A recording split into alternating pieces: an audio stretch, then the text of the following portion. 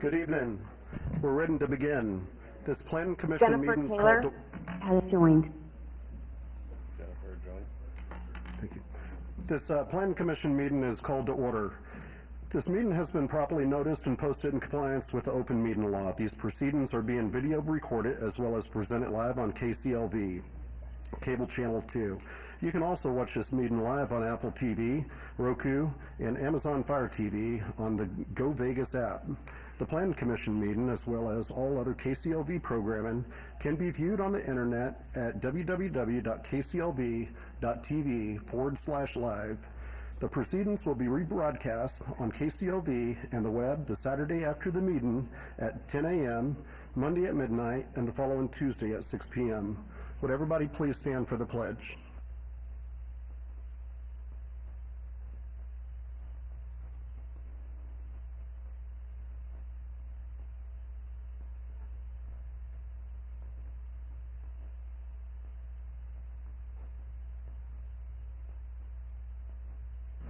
Madam Clerk, would you please call the roll? Chair Rogan, Present. Vice Chair Cherry, Present. Acting Chair Schlottman, Present. Commissioner Williams, excuse Commissioner Walsh, Present. Commissioner Kusama, Present. Commissioner Taylor. Present. Thank you. I call your attention to the information printed in your agenda concerning our actions and the appeal and review process if appropriate. Please read this carefully, and if you have any questions, staff is available. Also, the second page of the agenda contains our rules of conduct. We appreciate you adhering to these rules so we could have a smooth meeting. Public comment during this portion of the agenda must be limited to matters on the agenda for action. If you wish to be heard, come to the podium, give your name for the record. The amount of discussion as well as the amount of time any single speaker is allowed may be limited. All comments made under this item for specific action items will be cross-referenced to those items. Are there any members of the public that wish to be heard under this portion? Mr. Lewis?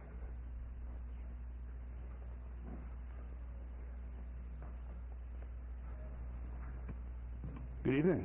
Good How are evening, you? sir. I hear you're no longer going to be with the Planning Commission advising us, so anyways, just wanted to say thanks for all the years of advice, and I remember going all the way back to DDRC days and many of Planning Commission briefings and everything else. I really appreciate everything that you've done for us, and it's definitely been helpful as we got into some of those crazier items. So thank you for all your time and service. Are you staying with us? Oh yeah, at the I'll city? be here. Okay. I'm still in the PERS system. I've still got some time to earn, so I'll be here. You'll see me around. I just won't be here with you all. All right. But thank you very much. I Thank you. appreciate that. Thank you so much for all your years of service, and look forward to still reaching out to you. Certainly, certainly. Thank you.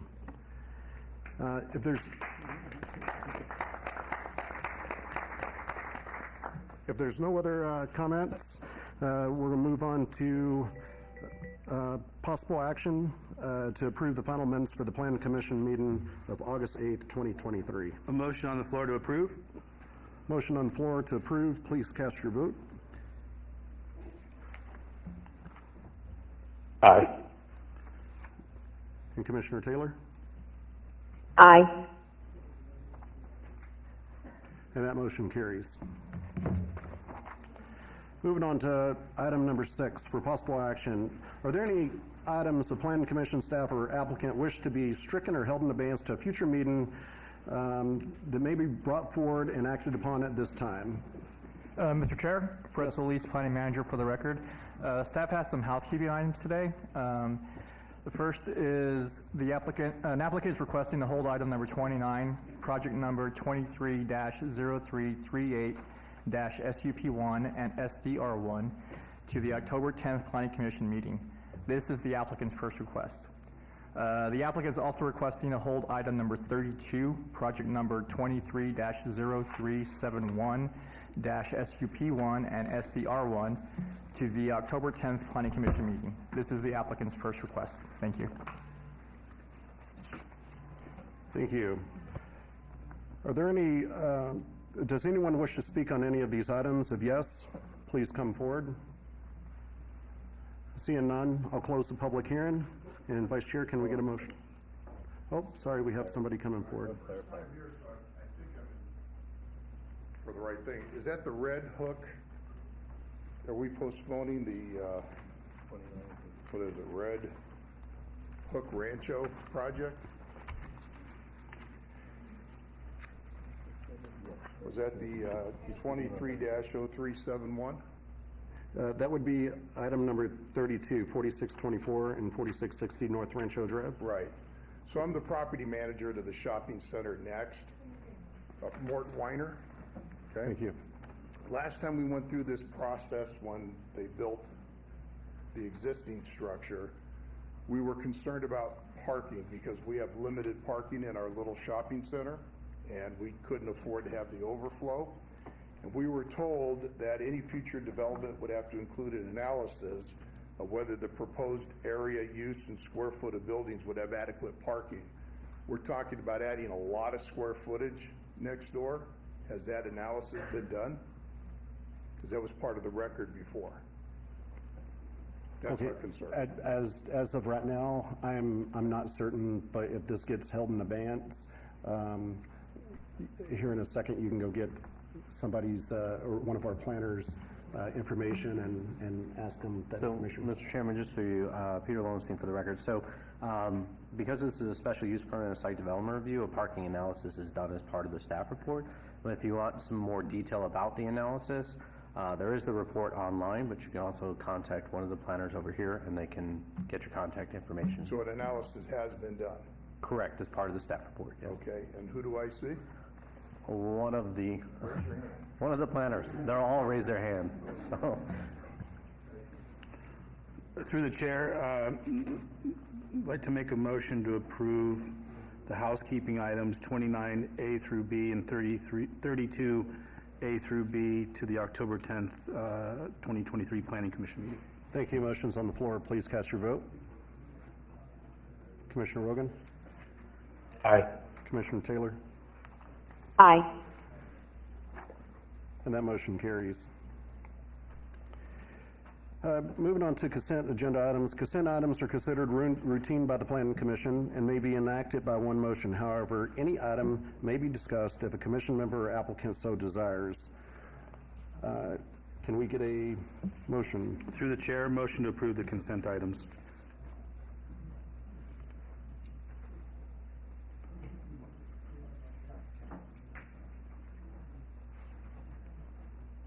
Okay, Commissioner Rogan? Aye. Commissioner Taylor? Aye. Thank you. Commissioner Walsh?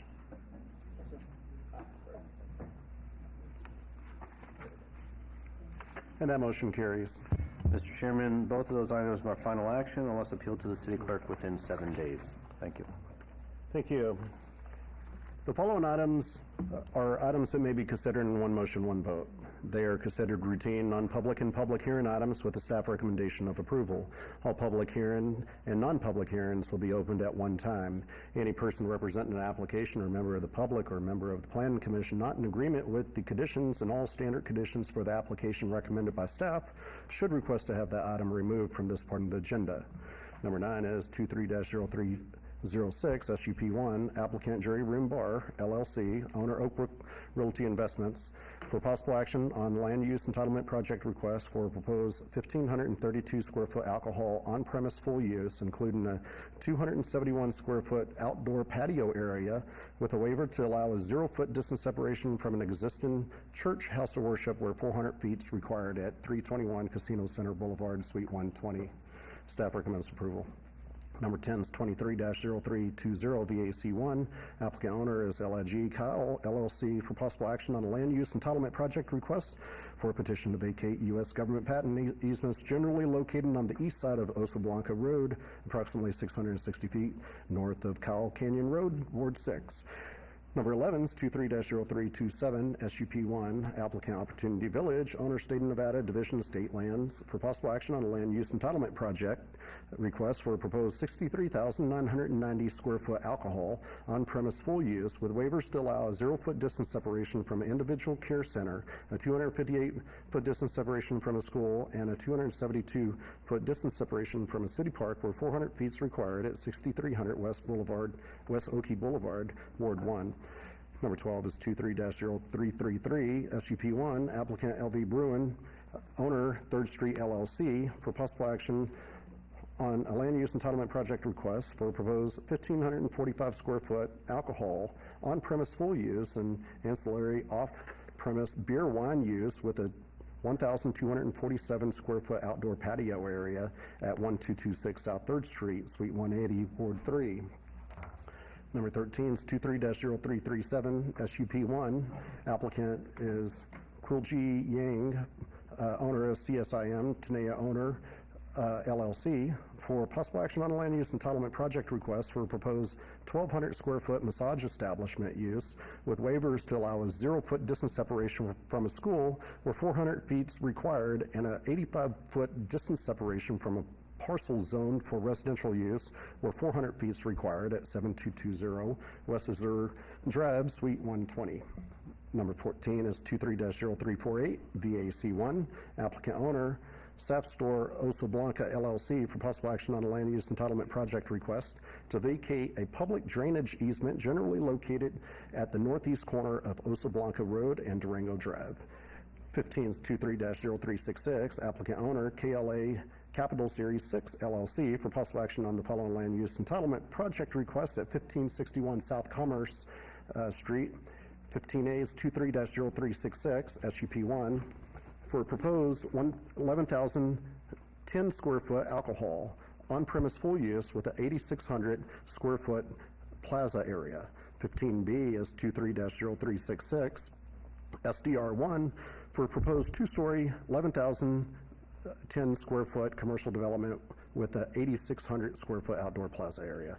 16 is 23-0378, SUP1, applicant the Punk Rock Museum Incorporated, owner is 1422 Western Avenue, for possible action on a land use entitlement project request for a major amendment to a previously approved special use permit for the proposed 10,732 square foot expansion of an existing 1,045 square foot alcohol on-premise full use with a 500 square foot outdoor patio area at 1422 Western Avenue. 17 is 23-0381, SUP1, applicant owner, Amber Kimball Limited Partnership, for possible action for a proposed 704 square foot alcohol on-premise full use with a 1,950 square foot outdoor patio area at 1115 South Casino Center Boulevard, Suite 1. This was... Through the chair, if I could quickly disclose on items 12, 15, 16, and 17, I have either financial interest or an interest in the real estate or in the business, and it won't affect me any greater or less. I will be voting on the items tonight. Okay, and on item number 12, we are under contract with that particular applicant, so we will be abstaining, or I will be abstaining on item number 12. Are there any members of the public that would like to be heard in regards to any of these items? Seeing none, I'm going to close the public hearing and ask the Vice Chair for a motion. Motion for approval on items 9 through 17, subject to all staff's conditions. Motion's on the floor. Please cast your vote. Commissioner Rogan? Aye. Commissioner Taylor? Aye. Thank you. Mr. Chairman, items 9, 10, 13 through 16 are final action unless appealed to the city clerk within 10 days. And items number 11, 12, and 17 will move forward to City Council on October 18th of 2023. Thank you. You so much. I'm going to take a couple items out of order to make sure we can get to them while we have Commissioner Taylor. Starting with item number 27, which is 23-0328, VAR1, applicant owner, Sequoia Dorel Unicorn LLC, for possible action to allow no sidewalks along Unicorn Street where such are required at the southwest corner of Dorel Lane and Unicorn Street, Ward 6. Staff recommends denial. Can we get the staff report, please? Mr. Chairman, the applicant is proposing to develop the site with a 4-lot residential subdivision at the southwest corner of Durrell Lane and Unicorn Street. On June 28th, the Department of Public Works denied a request for administrative deferral of off-site improvements to not install sidewalks on Unicorn Street, which is why the applicant is requesting a variance to be relieved of the burden to build sidewalks along Unicorn Street. The applicant states that the requested variance is appropriate as there is no existing concrete sidewalks along Unicorn Street. Staff recommends the installation of all required street improvements adjacent to all new developments, as such improvements help the city meet Americans with Disabilities Act requirements and aid in the containment and direction of stormwater runoff in an efficient manner to protect city roadways. As development encroaches into rural areas of the city and population intensifies, residential neighborhoods develop throughout the area require amenities such as sidewalks, which do not support the goals of the city's general plan to provide a safe and accessible environment for the residents. The issuance of a variance to the developer would alleviate their obligation to construct the sidewalk along Unicorn Street. This would consequently shift the responsibility onto the city, potentially incurring financial implications for taxpayers in the future. Therefore, staff cannot support this variance request and recommends denial of the request. Please note there have been additional letters of protest and support submitted since publication. Thank you. Thank you. Is the applicant here for this particular item? Please come forward.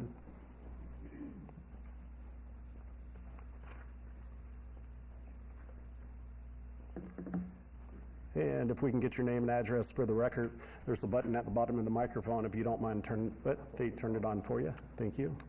Is it on? Yeah, Tyler Whitney, 8049 Red Rock Crest Street, Las Vegas, Nevada, 89166. Thank you. Do you want to tell us anything about your application? Yeah, we're just trying to match the existing development that Beazer did across the street. We don't want to completely get rid of the sidewalks. We just want to do crushed, decomposed granite, which is what's currently existing across the street. Okay. Thank you. This was noticed as a public hearing. Anyone wanting to be heard, please come forward. Seeing none, I'm going to close the public hearing. Don't go too far. I'm going to turn this over to the Planning Commission for discussion and possible action. Commissioner Taylor? Thank you, Acting Chair. Sorry for the feedback.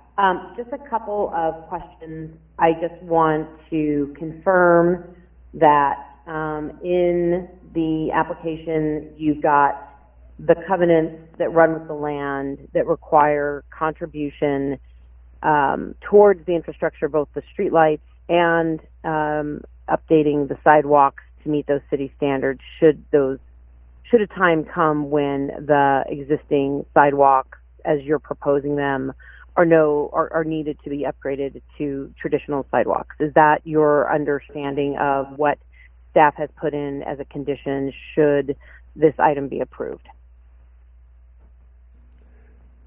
Would you like to address? Yeah, I'm fine with that being a condition, running with the land. We don't mind making the contribution for the sidewalks. Right, and I recognize staff concerns about the city having to contribute, and I share that concern. I want to make sure that developers are funding the infrastructure needed for the projects they're building. But I also appreciate the fact that you're looking at the rural community, the character of it, and how the neighbors feel about what the aesthetic is for where they live. So I appreciate that. I don't have any other questions for the applicant or comments on this application at this time, Acting Chair.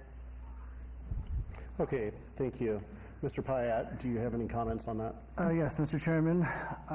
So across the street from this site that they're trying to match, we did our research and they were actually supposed to put sidewalk in, and they, for whatever reason, failed to do so, and so we're basically kind of looking into why they didn't put the sidewalk in.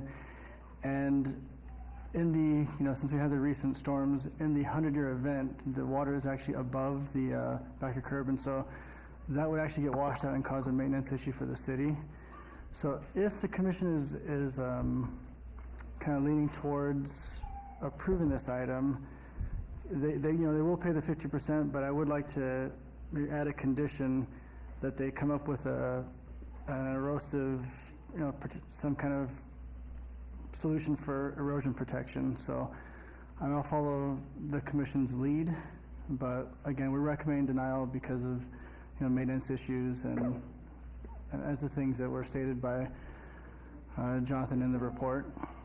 So would that commission be something along the lines, work with the Department of Public Works to develop a erosion protection plan for the decomposed granite that they're wanting to put on the sidewalk, or would you like to craft it some other way?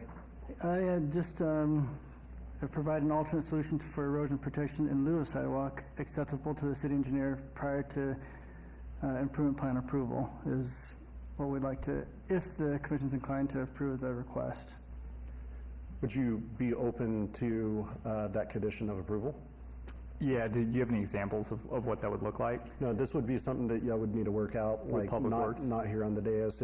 Y'all would go back and forth with engineering, if approved, on coming up with those solutions, and you could work with Public Works for that. Yeah, that's fine. Okay. If there's no other comments, Commissioner Taylor, can we get a motion? Thank you, Acting Chair. Yes, with that additional condition being added in, I would make a motion to approve this item.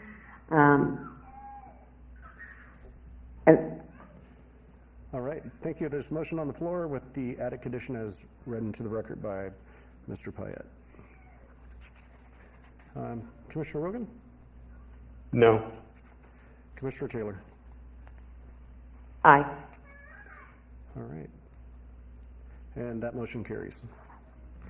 Mr. Chairman, that item is final action unless appealed to the city clerk within 10 days. Thank you. Thank you. Item number... And, Acting Chair, sorry, on 27, did we need to just have the applicant confirm that he agreed to all other conditions in the report? Sorry about that. Did you agree to all the conditions? Yeah. Okay. We just... Thank you, Acting Chair. I think we got a yes in the microphone. Yeah, I agree to the conditions. Thank you. All right. Moving on to item 28, 23-0335, VAR1, applicant Sharon Gorman, owner Doran Gorman Revocable Living Trust, for possible action on a land use entitlement project to allow a 5-foot corner yard setback where 15 feet is required and a 0-foot separation from the primary dwelling where 6 feet is required for a proposed 516 square foot residential accessory structure, and to allow a 1-foot corner yard setback where 15 feet is required, a 25-foot front yard setback where 50 feet is required, a 1-foot distance separation from the main building where 6 feet is required, and a structure that is non-aesthetically compatible and in front of the main building where such structure, where such is prohibited for an existing detached residential accessory structure at 5720 Turkey Lane, Ward 6. Staff recommends denial. Can we get the staff report, please? Mr. Chairman, the applicant has proposed to develop a 516 square foot attached residential accessory structure casita within the rear yard area located on the western perimeter of the subject site adjacent to Leon Avenue that does not comply with Title 19 setback and separation requirements. In addition, the applicant is requesting to allow an existing detached accessory structure carport located in the front yard area to remain on site, which does not comply with Title 19 setback, separation, location, and aesthetic compatibility standards. No evidence of a unique or extraordinary circumstance has been presented in that the applicant has created a self-imposed hardship by installing the carport and designing the new residential accessory structure in the rear yard of the subject site that does not comply with Title 19 setback, building separation, location, and aesthetic compatibility design standards. Alternative design of the residential accessory structure and carport would allow conformance to the Title 19 requirements. Therefore, staff recommends denial of the requested variance. Please note that there have been additional letters of protest and support submitted since publication. Thank you. Thank you. Good evening. Good evening. How are you? Doing good. I'm Makaya Magdalena with ACG Design. I'm representing this project on behalf of the owner. This project is located on the intersection of Turkey Lane and Leon Avenue in the rural neighborhood. We are adding an existing,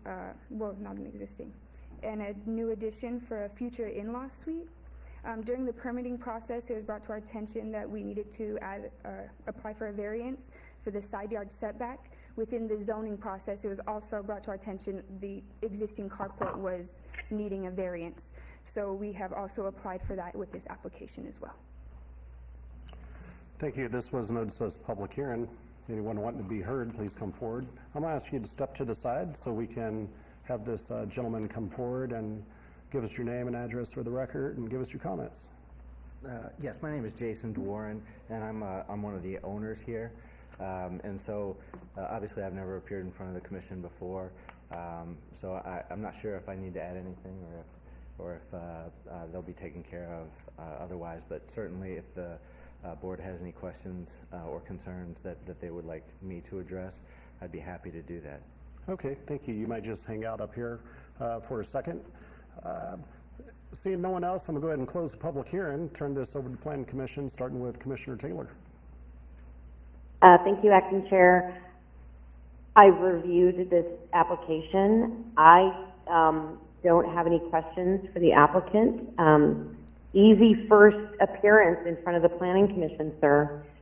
But thank you for bringing this forward and for the detail in the application. Thank you for your consideration. Thank you. If there's no other comments, can we get a motion? I'd make a motion to approve the application. Motion on the floor for approval, and you agree to all the conditions of approval if approved? We do. And Commissioner Rogan, Chairman Rogan. Aye. And Commissioner Taylor? Aye. All right, and that motion carries. Mr. Chairman, this item is final action unless appealed to the city clerk within 10 days. Thank you very much. Thank you for your consideration. Yes. All right, I'm going to, we have staff here, so I'm going to take one of the items from Director's Business. 36 is 23-035A, DIR1, applicant owner, City of Las Vegas, for possible action on a report by Seth Floyd, Director of Community Development, regarding the implementation of the City of Las Vegas 2050 Master Plan, all wards. Staff has no recommendation. Good evening, sir. Good evening, Commissioners. Marco Vallata, Planning Project Manager with the City of Las Vegas for the record. Tonight, this report is an overview of status on the 2050 Master Plan and its implementation. I'll go through some of the highlights of it briefly so you can get on with the rest of the meeting, but this is a report that we do on an annual basis to provide some context on the plan and how things are going overall. Some of the things that we have for you are in the report that's been distributed to you. It's also available online at masterplan.vegas. So to provide a little bit of context for this, the master plan was adopted in July 2021. The annual report under statute provides you, the Planning Commission, an opportunity to provide recommendations to City Council for the recommendation or for the implementation of the plan. Overall, the plan aligns with the city's strategic plan and the council's priorities of public safety, healthcare, and economic diversification. The overall structure of the report hits at implementation and the implementation steps that can be taken by either the city council itself through policies and regulations, through city programming, the services that the departments of the city provide, through capital projects, federal and state legislative policy, and then partnerships that we have with other entities. The outcomes of the master plan, just as a reminder, measure both short and long-term progress of the plan. Some of the things that the city does directly and some things that might be regional in nature, that might be a function of economic forces or through other entities or other boards within Southern Nevada. But we'll take a look at the top 50 of them within the plan out of about 100 of them that are pretty comprehensive in nature, cover each of the primary chapters. We update those on a regular basis and assess where things stand. Last time I was before you on this, on the 2022 report, we we talked about how we were continuing on the implementation of that strategic plan, and we're looking at these new funding opportunities that were coming out through the infrastructure bill and the Inflation Reduction Act. There were recommendations that had been made to continue on with the investments done at the Las Vegas Medical District and to prepare ourselves for some of those upcoming items, such as the urban heat island effect and water conservation efforts. And you'll hear a little bit about those in a couple minutes. So the report details some of the outcomes in the land use and environment chapter. As you know, just through some of the planning actions that have been taking place over the last year, we've had a lot of activity in Summerlin West and in Sky Canyon, Sky Hills. Most of the development that has taken place is suburban in nature. The 2050 plan is trying to focus on developing downtown in the major transit-oriented corridors that had been amended when the plan was adopted. So there has been an increase in redevelopment infill activities along Charleston, Sahara, Eastern, Decatur, and within downtown Las Vegas itself. Some of that's evident out in Symphony Park, in the Arts District, in the historic West Side. But going forward, again, the idea is to provide some additional clarity through the transit-oriented land uses that we have in place to help improve infill and redevelopment conditions for developers as new high-capacity transit projects might be coming online over the next couple of years. To help us along the way, we've been working on special area plans. We've already adopted one for downtown that before the plan was adopted. City Council and the Planning Commission adopted the Nuestro Futuro Este Las Vegas special area plan for East Las Vegas. We have two others that are under development right now with our consultant team, Smith Group, for Kyle Canyon and La Madre Foothills. And we have budgeted for this fiscal year and the fiscal year that just started for the Charleston area and Twin Lakes to again help with those conditions along those major transit corridors, major arterial corridors spanning the city, again, in sync with some of the federal funding opportunities that are coming along the way. And so this provides additional specificity and recommendations for our individual council members and for the city as to what might be appropriate for individual neighborhoods.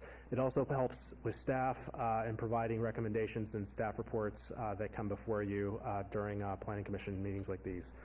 On the environmental side, we have done a lot with respect to the urban heat island effect and mitigation. There's been a lot of grant opportunities that have been floating around out there, but our own city urban forester has helped out with some of the tree planting efforts to help mitigate the urban heat island effect. We've had about 2,000 trees up to this point since that have been planted. We have another tranche of trees that will start being planted now that we're past some of the heat of the summer, and we'll continue on with those efforts to get trees in the parts of the city that need it the most. To help us with parks and recreation and the park system, new park system plan was adopted by the Planning Commission and City Council. Those future parks that are funded through SNPLMA or through some of the capital improvement planning processes have been forecasted in this supplement to the master plan, and as we get into the future years of the plan, we'll start seeing more park space being added in other parts of the city. We have a number of education metrics. Obviously, the city doesn't provide educational services. Most of that comes through the school district, of course, but we do have our Youth Development and Social Initiatives Department. We do have a new Strong Start Academy that was approved, and a number of new CCSD facilities have been planned in parts of the city where we know that there's going to be future growth. So again, as we have more growth and development, especially in the west and the northwest, and we do that special area planning thought to where those facilities need to be located and whether they're elementary schools, middle schools, high schools, a lot of that will be talked about in the coming years. We have made a lot of recovery with respect to where things were pre-pandemic from an economic development standpoint. Inflation has obviously been a major concern over the last couple of years. Those metrics on the economic development side have more or less returned. We have taken those hits, but visitor volume has returned to where they were pre-pandemic. We've seen an uptick in the gaming revenue, and the number of small businesses overall have increased. We still have a long ways to go to get to where we were in the mid 2000s and post recession, but overall we've seen a lot of strength in the local economy. With respect to housing, obviously affordable housing has been one of those concerns that has been brought up before. Earlier this year, we did have affordable housing incentives that were passed, as well as money from the American Rescue Plan that was dedicated to building permit fee reductions. Those incentives are available, as well as density bonuses, height bonuses, and an expedited plan review, something that was also added into statutory requirements through this last legislative session. We have seen an increase in the homeless population. That's something that is reviewed in the annual homeless point in time count. We do have phases of the courtyard that have finished up, and an additional build out of that campus is anticipated in the next year. For our systems and services chapter, we've had a lot of projects that have wrapped up. Most recently, the southern portion of Las Vegas Boulevard. We'll start to see the northern portion of Las Vegas Boulevard, north of the freeway, break ground here fairly soon. And we have a lot of NDOT projects and RTC projects, including the Centennial Interchange, that will be wrapping up fairly soon. Planning has already begun, and we've had a few public meetings on the Downtown Access Project and the replacement of the I-515 viaduct between the Spaghetti Bowl and Charleston Boulevard. That will be a multi-year project that will cost quite a bit of money, but it is one that there is a necessity for due to the age of the bridge structure that's involved. With respect to the drought, the City Council did approve water conservation measures that were in line with Assembly Bill 220 of the last legislative session, as well as some new functional and non-functional turf definitions. We have seen our overall gallons per person per day, our measure for consumptive use, continue to decrease, and it's going in the right direction. And a lot of that is thanks to some of the things that SNWA has been working on with all the public entities in Southern Nevada. We've seen a number of new public facilities that have opened up, including the Becker Tech Park and Community Center, and of course across the street we have Civic Plaza that has started to go vertical. Additional public facilities, of course, will help with those downtown redevelopment projects, as well as provide access to community amenities for residents and neighborhoods throughout the city. And then on the public safety side, we do have a new substation that will be opening up in downtown Las Vegas on Fremont Street to address some of the property and violent crime that occurs within downtown Las Vegas. That will definitely help support Metro. We're looking at another area command and substation in the northwest that the city has been talking with Metro about on a smaller scale side.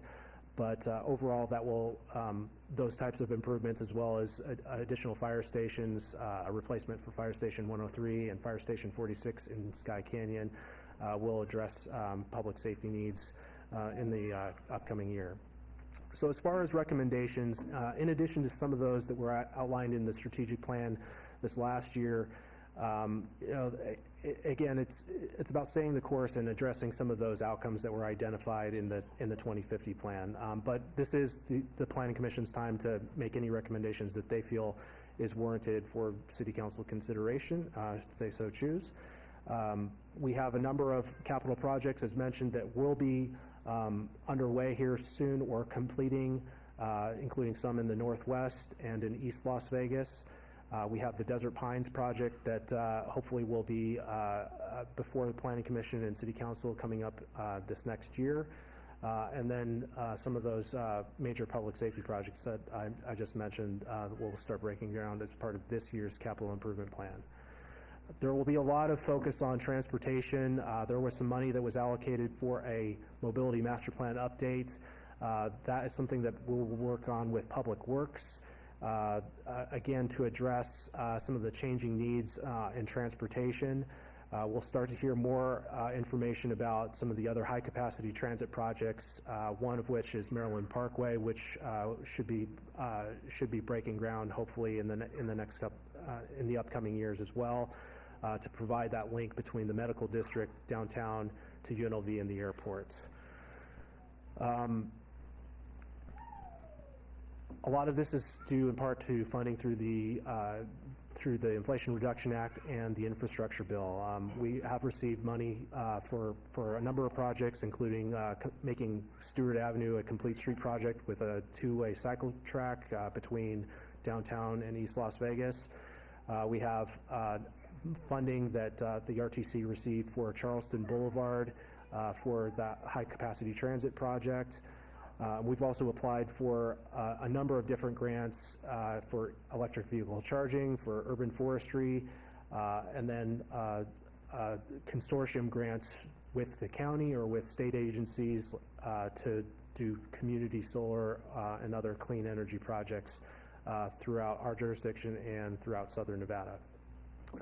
One of the things to note on Charleston Boulevard, that goes hand in hand with the transit-oriented development zoning. We've been working on this with staff, and I have made updates to the commission on this a couple of times.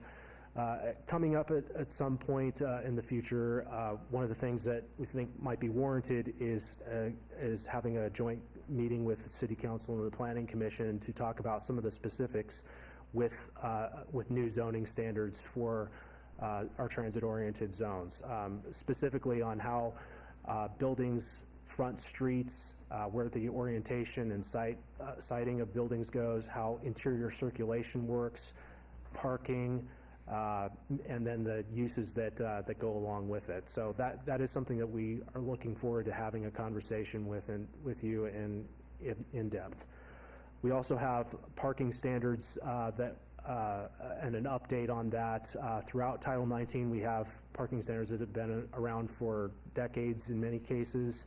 One of the studies that City Council funded this year was for right sizing of parking standards. So that's something that we will put out to bid for a consultant to advise us on to provide some recommendations on what the right amount of parking per use should be given some changing conditions. And then finally, to track all of these outcomes and to provide information real time to the public and to you, the commissioners, if you ever want to find out where things stood with any of the outcomes or any of the implementation actions within this report, we are working with our IT department on a dashboard. That was something that was a part of the original ordinance that adopted the plan. This is a snapshot of a draft of it here. But again, for each outcome that you have in here, we hope to have something that's a little bit more interactive and user-friendly to allow you to see on a temporal scale the improvement of individual measures throughout time. So again, with that, if there's any questions or if there are any recommendations, things that we can pass along to City Council, I'm more than happy to answer them at this time. Thank you. This was noticed as a public hearing. Anyone wanting to be heard, please come forward. Seeing none, I'm going to close the public hearing, turn this over to Planning Commission for discussion and possible action. Any recommendations? Commissioner Walsh. Thank you, Mr. Chairman. Just one question, and it is your recommendations and on upcoming projects. In the city of New York, they just it was published in a newspaper the other day about the charging stations and charging blocks. It's actually catching on fire with the lithium batteries. So I know there's been talks related to that of how they can make the charging of lithium batteries safer. One particular incident went where a young teenage girl brought her scooter upstairs for the day. She used to go to school on it, and the expansion of the charging unit heated up and burned the whole place down, including with family in there. So just as a recommendation, you might want to span out a little bit and look for safe programs when you're, especially in the infrastructure building of it. There's plenty. If you do a search engine on lithium batteries, it's cars, it's scooters, it's that type of technology. Okay? Yep. Thank you. All right, thank you. Any other comments? I appreciate the presentation, Marco. You do a fabulous job bringing this here every week. I get an update from you in regards to something with planning, so thank you for all your efforts and always being diligent with preparing these reports. So thank you very much. Do we need to make Commissioner Kasama? Okay. Sorry, I just had one quick question. Regarding, you mentioned the implementation of a state bill that was passed, AB 213. I was just curious, I know it's very soon after the end of that session, but how has the implementation of some of those permitting processes and builder incentives and everything gone? Or have you seen, I know it's very early on, but adoption or any type of positive impact from that bill passage? Yeah, Marco Vallada for the record, through the chair to you, Commissioner. We are at the very beginning of taking a look at Assembly Bill 213. But fortunately, one of the components of that was an expedited planning process, or planning review for affordable housing. That's something that we've already adopted earlier this year, Chapter 1917, Title 19. That more or less took care of it already. So we were a bit proactive on that. That satisfies another statutory requirement as well. The other item that we're looking at is the process items that were part of AB 213, providing information on applications and where they are and posting them on the website. We have talked a little bit internally on just how that gets implemented. As far as some of the other measures, though, I think it's a little bit too soon to tell. We have had some applications or applicants that have asked about the incentives themselves, and affordable housing projects. I know we have at least a couple that'll be coming up here pretty soon. One on Eastern, the Blind Center was another one that was discussed. So as far as metrics and totals, nothing just yet, but those are things that we're aware of, and as we and the other entities in Southern Nevada go through AB 213, we'll provide that information as it comes up and then post it online. Wonderful. Thank you so much.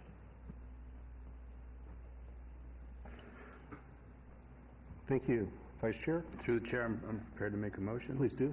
Motion to accept the report with all the comments stated by the Planning Commission.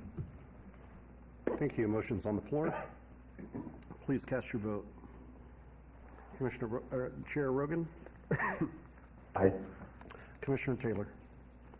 Aye. And that motion carries. Mr. Chairman, that will move forward to City Council on October 18th of 2023. Thank you, Marco. Thank you. Thank you. Moving back to the beginning of the agenda, number 18, abeyance item 23-0255, applicant owner Red Hook Sage LLC for possible action on the following land use entitlement project request at 4100 West Charleston Boulevard. Staff recommends approval. 18A is abeyance 23-0255 ZON1 from CV Civic to C1 Limited Commercial. 18B is abeyance 23-0255 SDR1 for a proposed three-story, 22,500 square foot primary school with waivers of the perimeter landscape buffer requirements. Can we get the staff report, please? Good evening, Mr. Chairman. Steve Swanton, Senior Planner with Community Development. This site spans 3 parcels, so rezoning to CV will allow for a uniform and compatible zoning designation so that these parcels can be combined in a future mapping action. The request conforms to the general plan. Since this project was obeyed, the applicant has agreed to remove access from Charleston Boulevard, and Public Works will no longer require a turn lane. Conditions of approval address this issue. The proposed school expansion is compatible with the existing building and the adjacent development and the applicant is compensating for the requested perimeter landscape waiver by providing a sufficient number of trees. Staff therefore recommends approval of both the rezoning and site development plan review. Thank you. Thank you. Good evening. Good evening. Lucy Stewart, 1930 Village Center Circle, representing Sage Collegiate Charter School. And as Mr. Swanton indicated, this is phase 2 of the expansion of the Sage Collegiate Charter School. And the area that he was talking about, the rezoning, is this sliver here. For some reason, it ended up not being zoned C1 when the remainder of the parcel was zoned. Unless you want me to go in further detail, we really appreciate staff working with us with regard to the bus turnout and removing that, and we agreed to close this driveway and extend the landscaping, and I'm happy to answer any questions. Okay, thank you. This was noticed as a public hearing. Anyone wanting to be heard, please come forward. Seeing none, I'm going to close the public hearing and turn this over to Planning Commission for discussion and possible action. Chair Rogan? Thank you, Commissioner Schlottman. I'm ready to make a motion.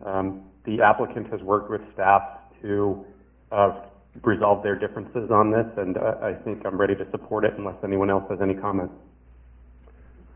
Nope, go ahead. With regard to agenda item 18A and B, I make a motion for approval subject to all staff conditions. And Ms. Stewart, you agree to those conditions? We agree to all the conditions, yes. Thank you. Thank you. Motion's on the floor. Please cast your vote. And Commissioner Rogan? Aye. Vice Chair Rogan. And Commissioner Taylor? Aye. All right. That motion carries. Thank you very much. That item will move forward to the October 18th, 2023 City Council meeting. Thank you. Thank you. Moving on to item number 19, Advance 23-0240 SUP1, applicant Serenity Wellness LLC, Serenity Wellness Center LLC. Owner is 1800 Industrial LLC for possible action on land use entitlement project request for a proposed 3,700 square foot cannabis consumption lounge use in conjunction with an existing cannabis dispensary use with a waiver to allow outdoor consumption within an existing 300 square foot outdoor patio area at 1800 Industrial Road, Suites 100 and 102, Ward 3. Staff recommends approval. Vice Chair? Through the chair, if I could just quickly disclose, I will be abstaining for this out of abundance of caution. We are in the cannabis industry and sell throughout the state, so I will be abstaining. Thank you. I'll be abstaining on this matter too, as I built a facility for Serenity Wellness, and we were paid for that facility. We did about a year's worth of pre-construction services. We were asked to present a bill. We presented the bill. Serenity Wellness did not pay us, so my independence of judgment would be affected, so I will be abstaining on this matter. Thank you.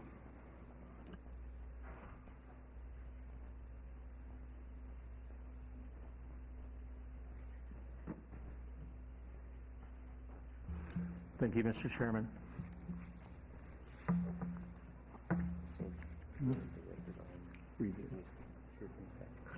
Okay.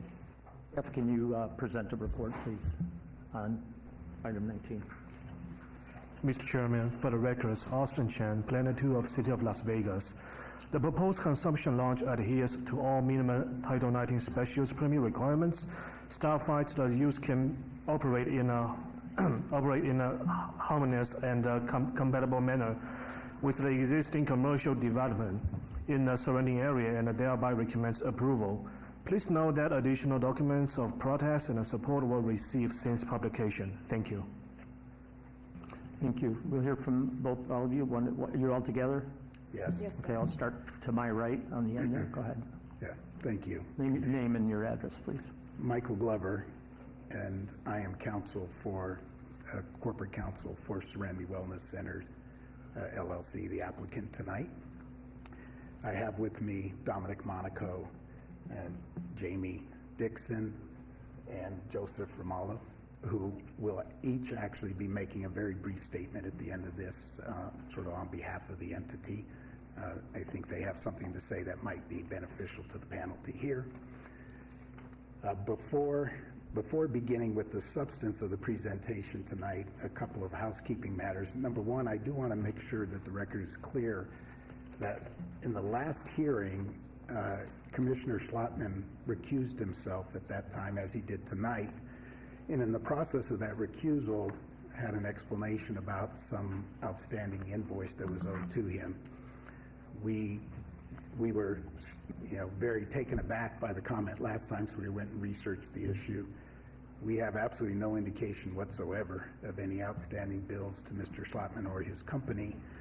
And indeed, his work tenure with this company precedes the current ownership. It goes back to 2016. Okay, you can go right to the agenda item if any of the, Yes. you're going to talk today. Okay, I just wanted to be clear that Okay. although you're on there's the a record. basis of recusal for him, that's not it. In any event, on the last hearing, the commission made some very pointed and appropriate comments about things that could be improved in the presentation, primarily focused in Commissioner Taylor's comments and yours, Commissioner Welch, about reaching out to the community around us and getting some input from those neighbors to make sure that the proposal was not going to be inherently offensive to the people who might be impacted. The first document in the materials that you received is just an image of Oasis, because I think if we start here and get a little sense of what that neighborhood looks like, and so when we talk about reaching out to the neighbors, this is not a residential area, this is an industrial zoned area, and there is an abundance of vacant land around the property. So we have to the back railroad tracks and a scrapyard, to one side a building, a construction company with massive amounts of just open space and parking area where there are a variety of old vehicles parked. Sir, could you indicate it on the map, just point to Yeah, areas sorry. there? Because the map's a little blurry. So here in the back is where the recycling company, this is where the railroad tracks are. Here's the construction company, and next to it, wide open spaces. And here there are cars that are parked there for extended periods of time. Not entirely sure what the purpose of those are. Across the street is a plumbing company with a large amount of vacant land next to it. Over here, Gold Coast Promotions, a small building with vast amounts of vacant land. And to this side, this complex here is the facility that Serenity currently is a tenant in, and we'll talk specifically about that. But to this side, you see some more vacant area. So when we examined the question of who to speak to, it's largely the other tenants who are in the building that Serenity also occupies, although we did extend that search a little bit to across the street and to the sides as well.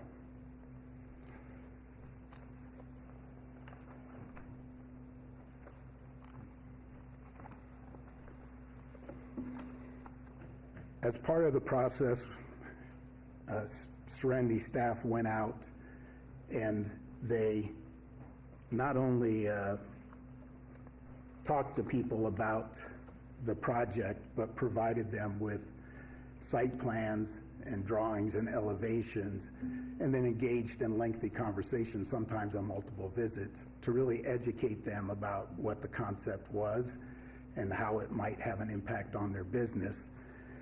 The form, which again is part of your materials, does talk about the amount of material that was presented, the manner in which it was presented, and the attempt at meaningful dialogue with the other residents in the building and the other neighbors in the community to make sure that we were being transparent and thorough in our explanations.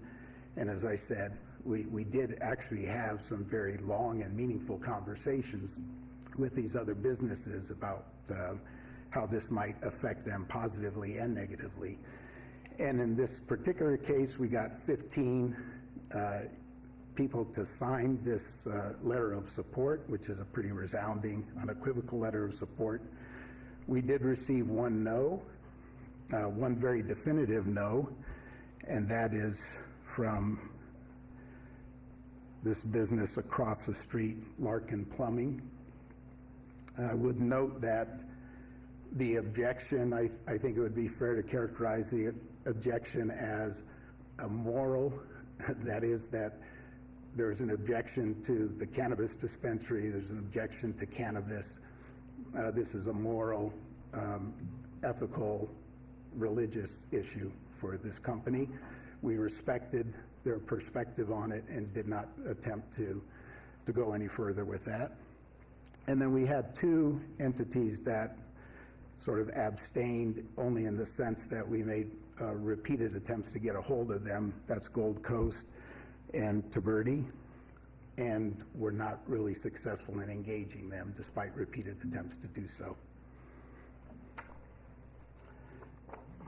In addition to the number of positive votes, and I'll put this up here for a moment, I did want to note that prior to the time of the last hearing, there were 339 notices that had been sent out, 27 neighborhood associations that were notified.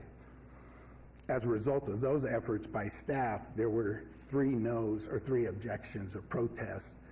Those 3 protests were all by the same person, and it was just 3 different postcards sent in, and they were all by Larkin Plumbing, who I had indicated had moral and ethical objections to cannabis. Those were the only objections out of the 339 postcards that were sent out. There were 3 positives that now go along with the 15 positives that we received.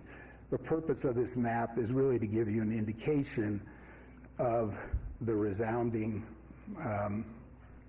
positive feedback that we received. I should note that there was also one, this right here where my finger is in the middle, there is a small tenant that is a photo company. They wished us well, thanked us for engaging them, but said we're not really sure where this is going, so we cannot support it. They have been there since 2015 when Oasis arrived there. So they've survived and prospered for the last 8 years, and they're just not entirely sure what all this means. Again, we engaged, we communicated, we educated, and then we respected.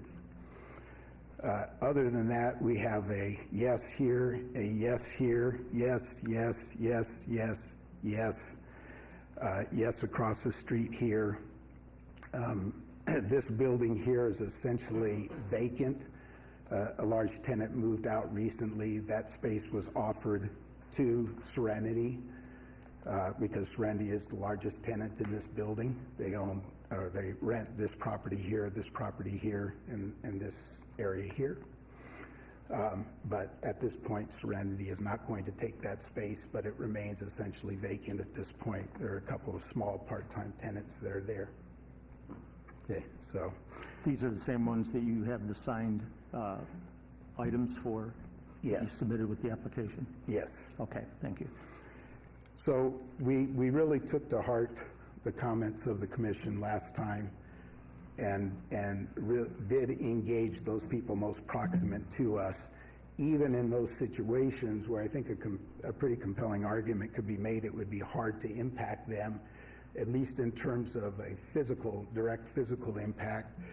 For example, these tenants here do not, this is a non-smoking portion of what will be the lounge. And so the prospect of smoke actually seeping into that side of the building is essentially non-existent for several reasons, including a separate mechanical system, which we'll talk about a little bit later. But nonetheless, we recognize that there is a sort of community impact of the business, and that we wanted to make sure that we were really respectful about that. Another step we took was to reach out to patrons of the business itself, and we set up a 5-day survey, and in the course of that, we were able to collect 120 endorsements and 2 no's. And I think the no's are important in this sense. We did not attempt to create a one-sided document, that would only be, you could only respond yes to, or you probably left. We really wanted to take the time to explain to people what was coming and see if they were excited about it, concerned about it, wanted to know more about it. And over that process, we were averaging roughly 20 people a day who were signing this when they would come into Oasis Dispensary, and we had a chance to engage them as well. Although they may not live proximate to the facility, they are nonetheless part of that community.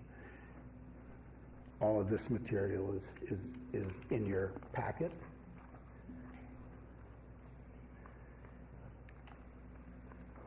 This is another representation of what we had seen earlier that had all of the yeses of the people that responded to our request to engage.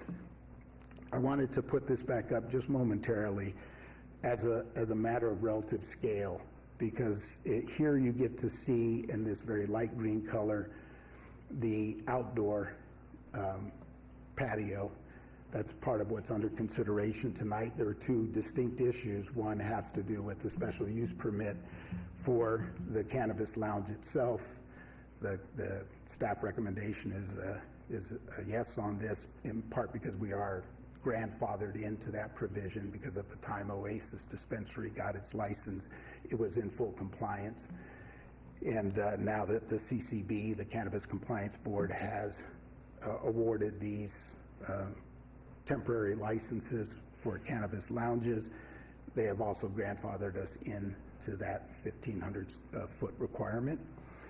But the more controversial aspect of this application, if you will, is the outdoor patio.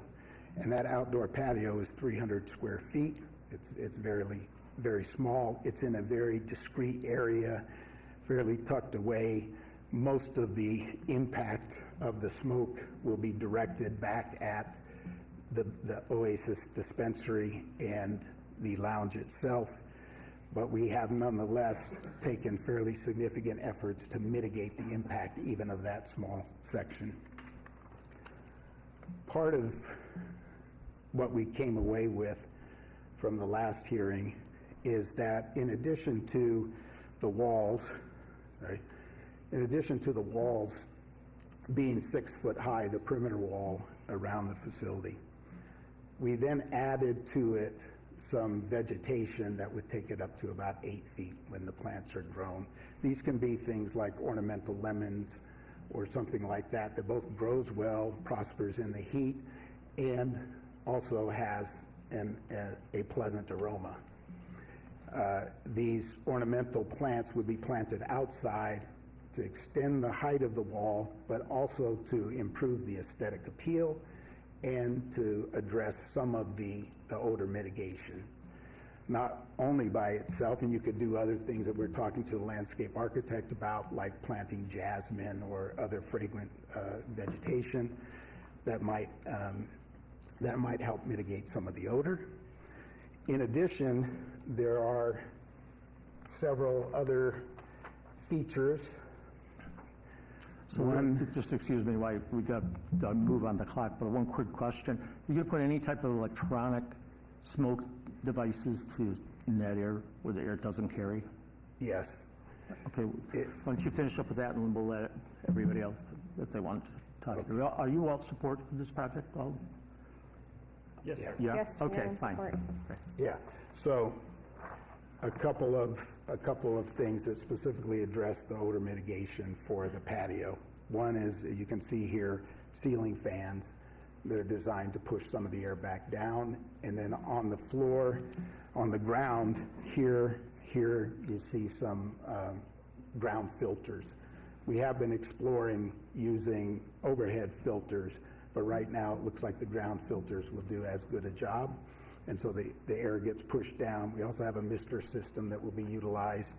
And the idea is to keep the smoke in the space long enough to get a little bit of cleansing action, on the smoke before it exits.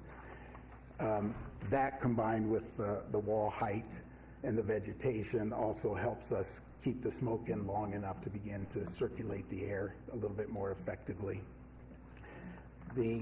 I don't know, Commissioner, if there's any concern about the interior spaces, but I just did want to point out that we've included some engineering diagrams for the interior space that show three very distinct mechanical systems within the building, each of them self-contained.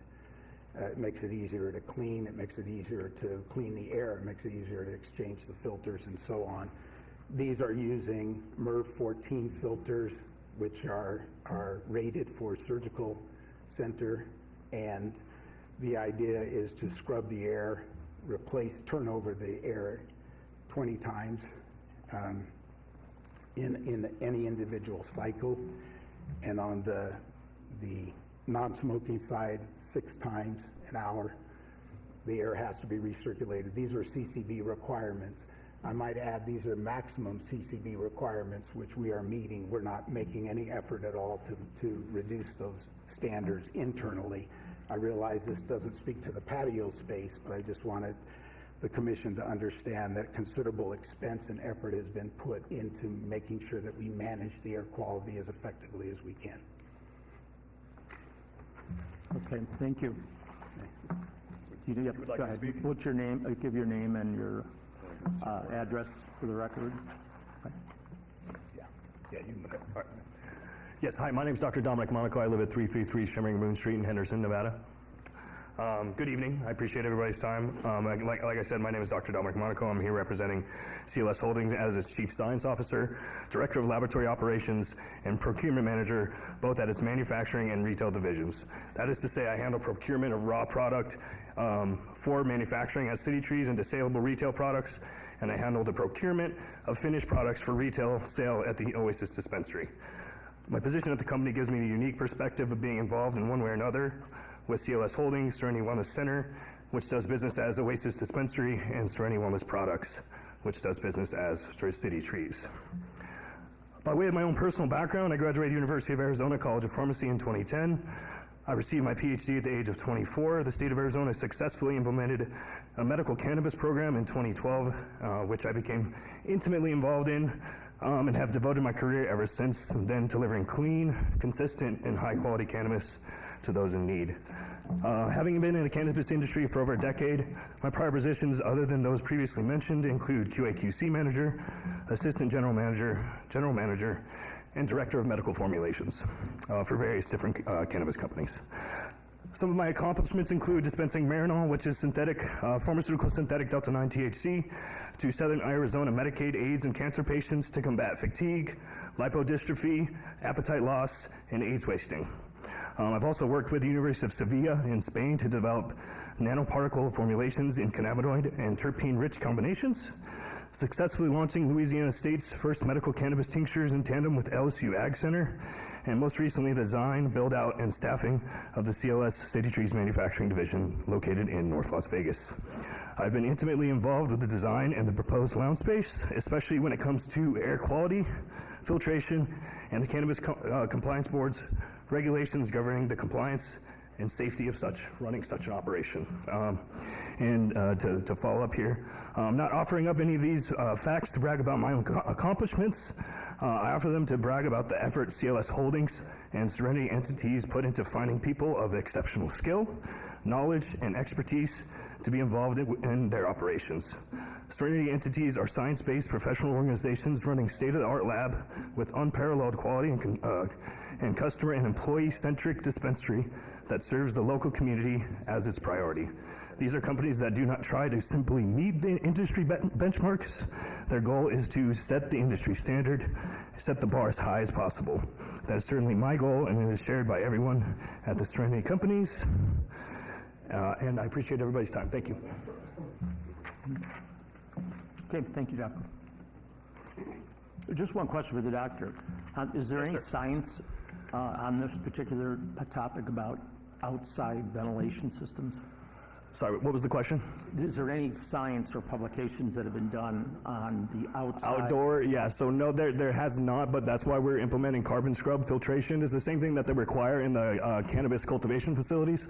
So they're about 4-foot can fans that have carbon on the inside and the outside that produce a negative pressure. And so what we're going to be doing is pulling the air, what's pushed down from top to the bottom of the floor, and then it's going to be pulled through the cam filters, pulled through the carbon, and then it's going to remove any of the the smell, if you will. Okay, thank you. Yes, ma'am, your name and address for the board? Thank you. Good evening, members of the Planning Commission. My name is Jamie Dixon. I'm the Chief Administrative Officer for CLS Holdings USA, Inc. For the record, I reside at 3601 Via Santa Maria, Henderson, Nevada, 89052. CLS Holdings USA, Inc. is the parent company that owns and operates City Trees, a wholesale cannabis production facility in North Las Vegas, and Oasis Cannabis Dispensary, a retail dispensary in the city of Las Vegas. Oasis Cannabis Dispensary is located at 1800 Industrial Road, Suite 180, Las Vegas, Nevada, 89102. Serenity Wellness Center, LLC, DBA's Oasis Cannabis Dispensary, is before you this evening to present facts about this location, speak to the principles and plans the company has for its proposed retail attached cannabis consumption lounge project, and share with you visual representations of these spaces, which Michael Glover has done. Because Serenity will be running the lounge, I thought it would be useful for you to hear a little bit about the company, its business practices, and its culture. Let me begin with a brief summary, brief history of my time at Serenity Wellness Center. I have been employed with the company since November of 2017. I started as an administrative assistant, and within a few years' time, I was promoted 3 times until I was promoted to my current position in 2022. As the Chief Administrative Officer, I have oversight responsibility for Oasis Cannabis Dispensary, and I will also have oversight responsibility for the lounge if we are fortunate enough to get the license. I have traveled quite a distance with this company in a relatively short time, which is a testament to the opportunities the company creates. This is a company that likes to promote from within, loves to empower its employees, and prides itself on recognizing hard work and talent. Over the years, I have been fortunate enough to be a part of the amazing team that operates Serenity Wellness Center. I have experienced exceptional professional growth with this company and have been given opportunities to significantly contribute to this organization and its staff that have been impactful and rewarding. Serenity Wellness Center also provides its employees with an excellent working environment. The company prides itself on providing first-rate health insurance benefits and dependable living wages to its employees, which enables them to provide for themselves and their families. Serenity is also very proud to serve the Las Vegas community by being a premier local cannabis dispensary, catering to locals and tourists alike. The safety of our employees and guests is paramount, and the business has taken measured steps to ensure this high standard is upheld daily. Providing customers with excellent customer service is extremely important. We want every customer to have an exceptional experience each time they visit Oasis Cannabis Dispensary. Serenity sources high-quality cannabis products from reputable Nevada vendors and provides its customers with the best cannabis products at a price point that is favorable and sensitive to everyone's budget. Serenity Wellness Center, LLC functions with ethical integrity and consistently remains an exceptional standard of compliance with the state of Nevada. Serenity intends to extend all of these foundational attributes to its operation of the Cannabis Consumption Lounge. It is not just what we do, it's who we are. Serenity is enthusiastically looking forward to the time where we can provide the community with a safe and enjoyable social space to consume cannabis responsibly, while at the same time contributing to the local economy and the community we all call home. My hope is the Planning Commission will approve all aspects of Serenity Wellness Center's application that are before you this evening. Thank you very much for your time and consideration. Thank you. Do you have a copy of that for the record, for the application? You don't have to, but I mean, if you had one, you could. We can present that as well.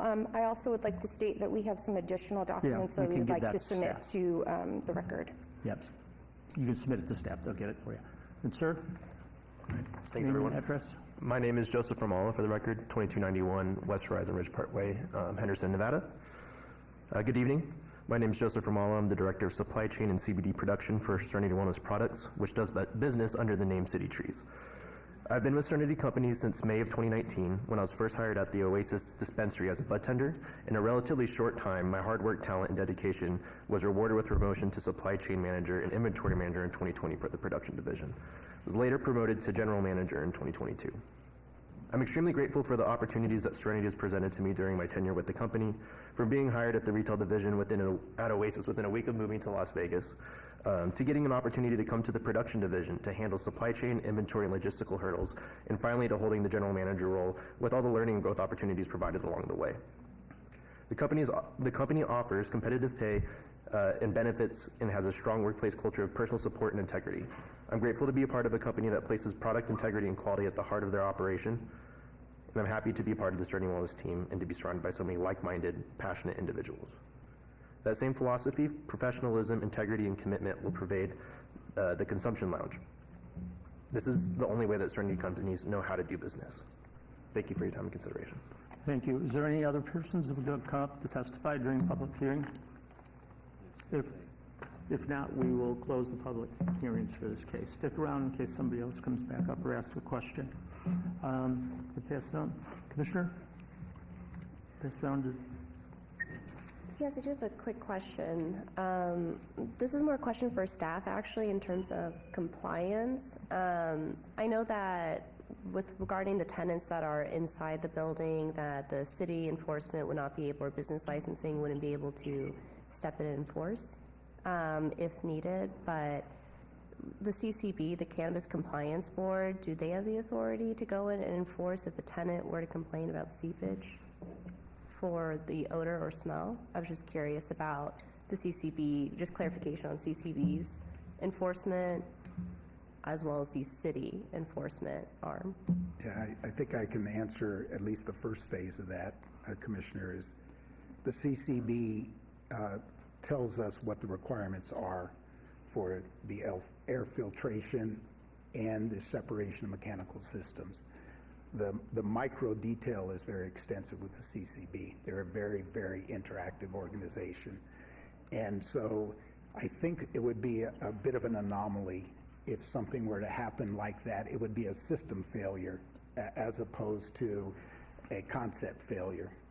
And if there is a system failure and somebody would complain, the CCB, who does regularly monitor activities, they don't just sit back in their office. They come out frequently. If there was a system failure, then the client would have to correct that system failure. But the modular mechanical systems, the quality of the scrubbing systems themselves, and the fact that we are buffering those buildings with a non-smoking segment of the lounge are all part and parcel of the ultimate design that's engineered to sort of mitigate the impact on other businesses. I do want to also observe that those businesses have been in that space. They understand that they're next to a cannabis company, and they have endorsed this project. So whatever they may feel is a possible risk, I think it's sort of mitigated by their own particular philosophy about the business they're in and the neighborhood they're in. So, thank you. Through you, Commissioner, so it's multi-pronged. So the Cannabis Control Board has Compliance Board, sorry, the acronyms.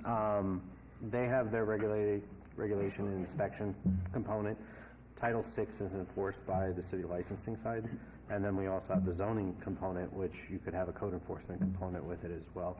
There is a 1-year required review by council, so you already have an entitlement arm of it as well through the council model. Thank you. Commissioner, or Chairman Rogan, are you there? Do you have... I'm here. I just have a few comments. I think that this is one of the first that we're seeing. We dealt with this before with a lot of the other marijuana establishments when they came through. I'm willing to support the application tonight, pass it up to City Council for their consideration. The one comment I have is that I really don't like the outdoor patio space. I don't think that's appropriate for any location, really. I think it's very difficult to be harmonious and compatible. So the applicant will have my support tonight, but it is qualified in that regard. Thank you, Mr. Chairman. Commissioner Taylor? Thank you, Commissioner Walsh. I have a number of questions for the applicant. Again, I'm sorry for the feedback. So first of all, are any of the tenants that you are claiming are in support, are they present tonight? Well, not to my knowledge, Commissioner, although there was no attempt to ask them not to be here tonight. I think the endorsement was unambiguous enough that people felt pretty good about the process that led up to the signing. But we certainly, they were aware of the hearing tonight. They had the opportunity to come tonight. We didn't ask them if they wanted to come because we felt we had taken up a sufficient amount of their time in the engagement process. So, but honestly, I don't know. I have not looked around the room, nor am I sure I could recognize everybody, but presumably. Okay. Yeah, thank you for that, and thank you for the detailed description on the outreach efforts that you made. I really struggle with this because I recognize that the cannabis industry is a burgeoning industry that provides lots of opportunities across, as your employees detailed, the companies themselves, economic diversification. But I know that you said that at least one of the tenants, and you have several tenants that I would think potentially might have concerns. Oh, let me go back. Just a quick yes or no question. Who is the landlord of, who owns this building and signs leases with these tenants? The landlord is, the landlords are Charlie and Blanca Fox. I believe their business entity is 1800 Industrial LLC. And they are and they are in support of our plans for the cannabis consumption lounge. Okay, all right. So that's a slight distinction from prior applications that we've had, that we've considered. But I really struggle with anybody who is a tenant who has entered into a lease, invested in their businesses, and not had knowledge prior to that happening that they were going to potentially be subjected to the smell and the smoke. It's very different than being next to a dispensary. And so to the extent that there are any tenants that are objecting, as we talked about, there's not a really robust opportunity for them to protect themselves once this application is granted. You talked about the engineering around the mechanical systems.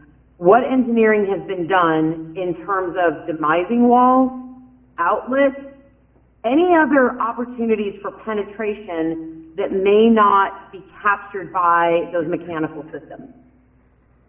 Well, Commissioner, I think the short answer is the turnover and the turnover rate in the interior air is designed to scrub the air at a rate where the odor does not get out of the building. That is, it should be a very pleasant or manageable situation in the interior space where there is smoking. I can't honestly say that it is an impossibility that smoke will be smelled by the other tenants. What I can say is that through the CCB's rigorous guidance, they are taking every effort to make sure that neighboring businesses are not unduly impacted by the smoke. I mean, there could be somebody outside smoking a cigarette, which would be offensive to a business. And so, you can't smoke marijuana out there unless you're on this distinct patio. And so there is an effort really to isolate and to sort of develop a system that is going to be as effective as possible. Two very quick observations. One is there is a 1-year review. So I very much respect your sensitivities and your desire to make sure that the citizens are properly treated, particularly the businesses in the area. I would say that the commission or the city council, as part of the conditions of this, has the ability to come back and say, this isn't working. We need to either do something different or we need to revoke this waiver. We're okay with that because, like you, we are in uncharted territory ourselves. What we're hoping is that we're not punished by the possibilities of adverse developments, but we have an opportunity to demonstrate how effectively we can manage this. And if we fall short of the expectations of this commission or the city council, then we'll have to address those consequences. But we are trying to be very active partners in this enterprise. The decision has been made that cannabis lounges are desirable. I think this will not be the last application you get for a waiver on outdoor consumption. I think that is certainly a trend of the future. At least ours is 300 square feet. It's tucked away in a corner. It's very small. It's in an industrial center. If ever there was a test case that would be the least offensive application to a community, this is it. Thank you. And I'm sorry, Acting Chair Walsh, I just have a couple of other questions. The first thing is I would like to distinguish, though, somebody standing outside smoking a cigarette is not the same as a business designed to produce smoke up until, as you put in your application, I think you said on some days, 4 a.m. So I want to make sure that we distinguish that. I also want to get a little clarification from you, sir, on the supporting postcards. Just like you made the effort to indicate that the 3 oppositions were all from the same person.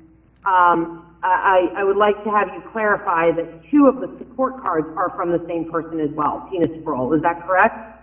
Yes, and I think I did say that. There are actually 6 yeses on the postcards, but because of the redundancy, I think it's been identified as 3. So, okay. And again, I think to your point, Commissioner, it really isn't about the person who's a quarter mile down the road. It's really much more about the people who are 100 feet from you. And that's what we took to heart from the last hearing and from some of your very pointed comments. So we recognize that. Yeah. And for me, it's really about the people, again, who share the walls with you, who have invested money, who have put their businesses there, and who were not, and did so not knowing that they were going to be next to a cannabis consumption lounge. And so that remains my concern, and I know that this is uncharted territory, and I appreciate all of the work you did, all of the representations that you've made, all of the testimonials of your staff and employees, but I'm still really challenged on trying to balance the interests of you as a fellow tenant, potentially impacting your neighbors. And I just am really struggling with how we make this growing cannabis industry flourish and yet still be fair to the people who may not have had notice when they invested money into their own businesses that abut a cannabis consumption lounge. And so that really is my struggle and my challenge, and I'm not sure that I can overcome that for your application. Okay. Thank you, Commissioner. Thank you, Acting Chair Walsh. Thank you. Commissioner. Yeah. Unless you have a comment. Sure, I can preface the motion that I'll be making. I think there are a lot of valid concerns and valid points on both sides. And I was curious, you mentioned that there was one business in the vicinity, the plumbing, that had an objection. I was just curious, there's a construction company that does border. I was just curious if they were in support or if they just merely did not respond. I was just curious. I believe it's They did not respond. We set up a number of meetings with them that, because of their end, did not come to fruition. And because we obviously, have some time sensitivities, although we started this process a couple of weeks ago, they understood the subject matter. They understood why we were trying to speak to them. We left some materials with them. and it never percolated up to a priority in their business days. And so we were left at the end of it just to simply move forward because we had the hearing tonight. But there was nobody that we did not fully engage. We did not shy away from anybody, including the rather difficult moral debate. Well, it wasn't a debate. It was a moral lecture that we had to subject ourselves to. That's okay. They are a neighbor. They have their rights to speak their mind, and they certainly did, and we respected that. They are several hundred feet away, probably about 300 feet, just to get to the open lot, so it's unlikely they'll be impacted. I did want to make one comment about Commissioner Taylor's observation about the hours and, people smoking outside being different. No question about it, people smoking outside is different than a cannabis consumption lounge. But the cannabis consumption lounge is not a business that is a smoke factory. It has different components to it. Interior space, smoking, non-smoking, edibles, smokables, and then a very small patio. Additionally, although there are businesses there, please keep in mind that those businesses generally operate from 9 to 5. Oasis Cannabis and this facility, the lounge, even though the hours are 9 to 4 a.m., the potential hours, the nature of this business is evening activity. I would venture to say there won't be a single business open 95% of the time that there is business being done in the lounge, unless it is a relatively benign event, like people come in and they're hosting a company event there and maybe have some food and things like that. But a lot of the activity I think we're most sensitive to, or that we're doing some speculation about, is going to be evening activity when those businesses are closed. Thank you. And now, finished. Thank you. Now, before I close and we do a vote on this, I was going to ask two elements, and one of them is legal. Hopefully it'll run past you. Since it is a new industry, and the lounges are now the second phase of something new, and as they stumbled in the development of it, when they were doing the dispensaries, I'm sure you're familiar with that. The law came out, how they go about getting licenses and things like that. Do you need, now I knew it as dram shop insurance. I don't know, probably a different term here, but people that are bars, they have to serve alcohol, beers, spirits, and things like that. They're required to, one, have a insurance policy to cover the business if somebody got in a cab right after having 3 drinks when they had 20, or don't go in the cab and they get in their cars. It falls into that category. And on the same end of it, that Metro Police now have their own, it took them a while to do that, you can be impaired when overly intoxicated by the chemical properties of cannabis. So just real short before you go, do you have an answer to that, or what is it a requirement in the application process? Yes, that's an excellent question. I'm glad you brought it up because it was on my mind and I forgot to mention it. But the answer is yes, it is part of the application process with the CCB. So when we did the original application, which was very extensive, they had us put together what is essentially a dram shop program on training of employees to recognize signs of impairment, what happens when you recognize impairment. In this case, we call a third-party car service, transportation service. So we had to identify our protocols, which they then had to approve as part and parcel of the initial application. In addition to that, the more practical question that you pose, Commissioner, is do you have to have insurance? The answer is a resounding yes, if you are a responsible business. And I think we all recognize that cannabis has its downsides. Anything does that's abused and can chemically alter your behavior. And so, like alcohol, I think it's only prudent to make sure that if somebody leaves the premises and is impaired and is in an accident and you have followed your practices and processes appropriately, that you make sure that you are properly insured. And if you don't, then you ought to suffer the consequences like anybody else for that imprudence and pay the price of the injury. Thank you, sir. Appreciate it. Any other comments from commissioners or any of the public? Okay, with that, I'm going to call the public hearing closed. Turn it over to Commissioner Kasama. Hello. So with all of that in mind, and like I said, it was a comfort to me to hear staff kind of give me the outline of all the many ways and many layers that there are enforcement arms to this. But certainly we have chosen to, as a state and as a city, to accept the cannabis consumption lounge. And so with that in mind, I will be making a motion to approve abeyance, item 19, abeyance-23-0240-SUP1, subject to staff recommendations and conditions.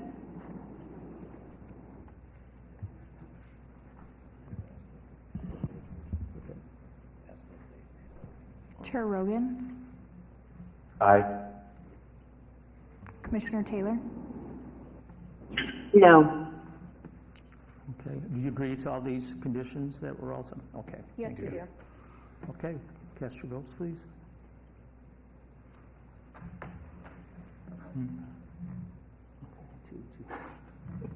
I'm seeing a blue. Excuse me for 1 second.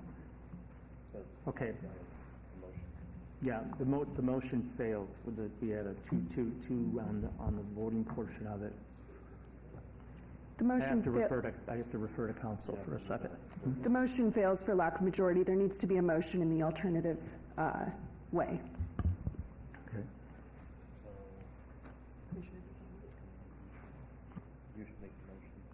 I have to make the motion. Since it's a tie, just so I explain to you, since it's a tie, they ask for another vote that will be flipped to the other way. Are you against it, or, at that point? And that's what we're working on right now. Commissioner Walsh, you make the motion. Oh, I make the motion, okay. We make the motion to take for the vote on the second. She would approval, you would motion for denial. Yeah, we're going to turn it the other way. You got them. So the motion is going to be, the new motion is to have the, what's it? Denial. Oh, denial, yeah, denial. So remember, this is reverse now. It's sort of confusing sometimes of how that's done. So with that motion, Commissioner? I just want to be very clear on what the motion is. You're making a motion to deny item number 19, 23-0240 SCP-1? Well, it'd be the opposite. It'd be to approve it. I mean to deny it, yes. I'm sorry, you're right. Just to clarify the record, could you repeat it for us, please? Good luck on that one. Okay. I'll make a motion that to deny the item number 23024 SUP 1 be, pardon me? Item 19, yes. Now go down. Denied. That's what this one reads. Okay, call the votes.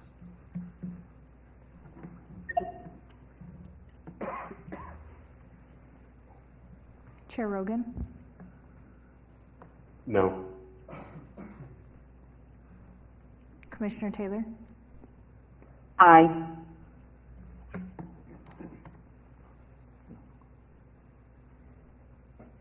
Okay, the motion has failed again. I'll find out. Mr. Chairman, this will move forward to City Council on October 18th, 2023 with no recommendation.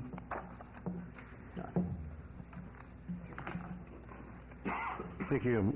Moving on to item number 20, abeyance 23-030A VAR1, applicant owner Abid Guman for possible action on land use entitlement project request to allow a proposed solid 8-foot tall front yard wall where a 5-foot tall front yard wall with a 2-foot solid wall base is maximum allowed at 4796 North Cimarron Road, Ward 4. Staff recommends denial. Can we get the staff report, please?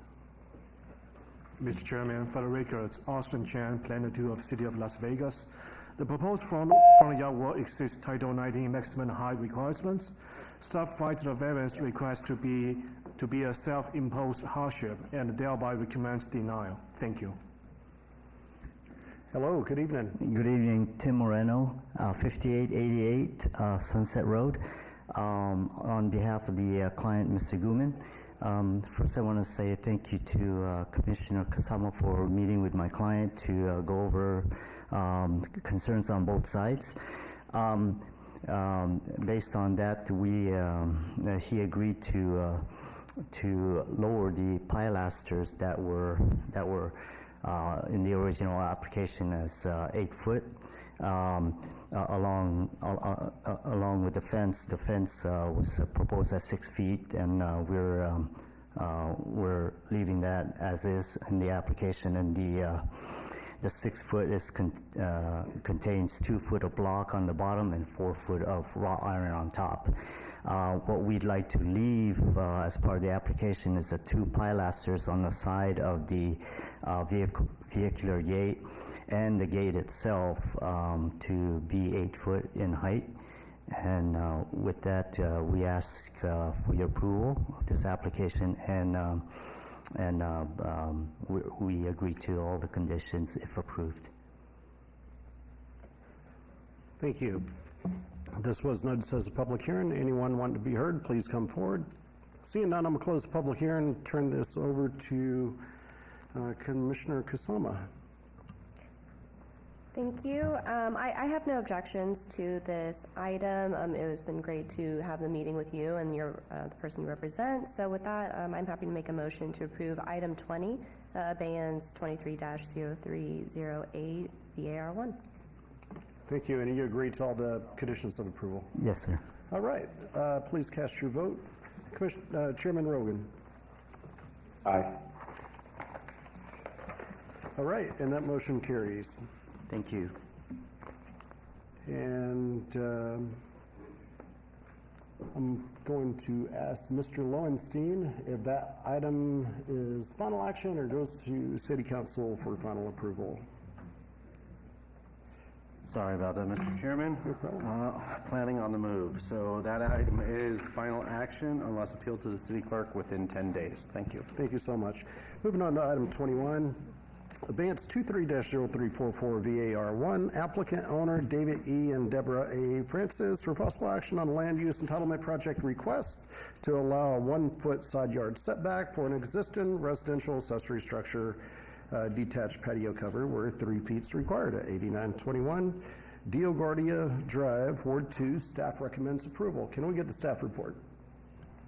Mr. Chairman, for the records, Austin Chen, Planner 2 of City of Las Vegas. The proposed patio cover fails to comply with the Title 19 side yard setback requirements. Staff finds the variance request to be self-imposed hardship and thereby recommends denial. Please note additional documents of support were received since publication. Thank you.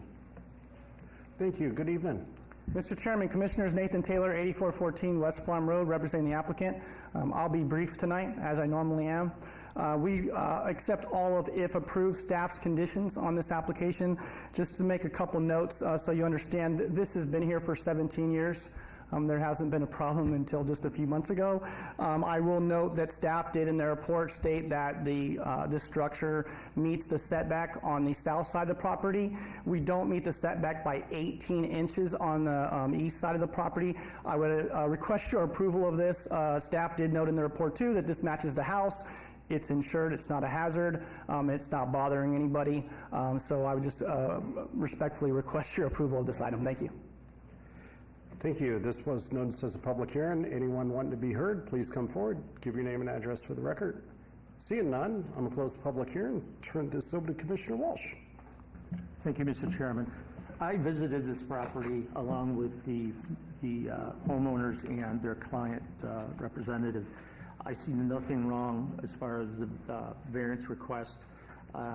There was provisions to where the neighbor that was involved in this, I attempted at least 2 times to find them, to talk to them about get their side, but did not receive a call. You can't get into to the door. You have to go through a doorway to get through there. It's all locked up. So I did talk with you.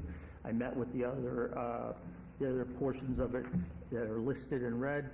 So with that, if there's no others, I will make a motion. No other comments? Commissioner Kusama, you have your mic on? Mm-hmm. All right. Okay, I make a motion for item number 230240, SUP1, approval. And you agree to all the conditions of approval? Yes, sir. Oh, Sorry, Chair, through you. I believe Commissioner Walsh just read off the wrong item number, agenda item number. I believe we're on item number 21. I just want to be clear for the record. You are correct. I'll make that change. It's 23-0344-VAR1 for the variance. And the motion is to approve. Subject to conditions. Motion's on the floor. Please cast your vote. And Chair Rogan. Aye. That motion carries. Thank you, Commissioners. Have a good night. Thank you. Mr. Chairman, that item is final action unless appealed to the city clerk within 10 days. Thank you. On item 22, 23-0275, VAR1, applicant owner Dilyana STO LLC for possible action on a land use entitlement project request to allow an existing residential accessory structure to have a 0-foot separation from the primary dwelling where 6 feet is required at 2112 Beverly Way. Ward 3 staff recommends now. Can we get the staff report? Mr. Chairman, for the records, Austin Chan, Planner 2 of City of Las Vegas. Staff finds the variance request to be a self-imposed hardship as the casita does not meet separation requirements and has resulted in code enforcement action. Therefore, staff recommends denial of the request variance. Please note that additional documents of protest and support were received since publication. Thank you. Thank you. Good evening, sir. Good evening. My name is Stoyal Pamukov, address 8315 Lodge Haven, Las Vegas, Nevada, 89123. I'm here on behalf of the owners, who are also my parents, the subject property. So starting out with aerial view, just to put things in perspective, this is my parents' property, 2112 Beverly Way. They've owned this property since 2014. Since their ownership, they haven't done any changes, modifications, additions, build-outs of any sort. All the structures we're discussing tonight have been built 20 plus years ago from the previous owner. So with that said, we were surprised that in May we received a correction notice indicating this area here, what it was referred to as the southwest addition of the house. So that triggered quite a bit of investigative work to figure out what the previous owner had permitted and built. We're in constant communication with the planning staff, which ultimately led us here tonight. Excuse me, sorry. So zooming in on the site plan, again, this is the area in focus, the southwest addition that was referenced in the correction notice. Zooming in on the floor plan, so what our investigative work determined that the previous owner has a permit for the majority of the addition, which is indicated in the hatch line. The permit was pulled in 2001. It was inspected of June 1, 2001, indicating the majority of the floor plan indicated in the hatch line. I do have the permit with me if you'd like me to pull that up, but it's also referred to in the staff report. In that permit, it indicates that area as an existing addition, so it was built at the time. So it's not really clear at what point this area was actually built. Through aerial maps, it could be sometime mid to late 90s. Google Earth suggests even older time of the addition. Fast forward a couple years later, between 2004 2006, again, the previous owner has added this additional storage on the end of this previously permitted addition, to which we were not able to find any previous permits. And that is the reason why we're here tonight, basically asking for a variance for a 0-foot separation between this addition and the previously permitted structure, where otherwise would be 6 feet of minimum clearance. So just to show some photos of what this area looks today, and it has looked since my parents have owned the property since 2014. This is a picture. This is a picture looking from the north. You can see basically this is the addition up to here that was permitted up to 2001, and past that is that small storage room that was added between 2004 and 2006. You can see that obviously the color completely matches the rest of the house. It's connected with a common roof. All of the setbacks exceed the minimums for an accessory structure, so there's no issue there. That's also pointed in the staff's report. A few more photographs. Looking from the other side, again, just showing more of that storage room, the common roof. Looking inside this door into the storage room, you can see the previously exterior wall of the permitted addition from 2001. And again, this is just a 70 square feet storage room that is obviously just, purely storage. It's unoccupied. There is no electrical, plumbing, or mechanical systems inside. Here's another photograph of that.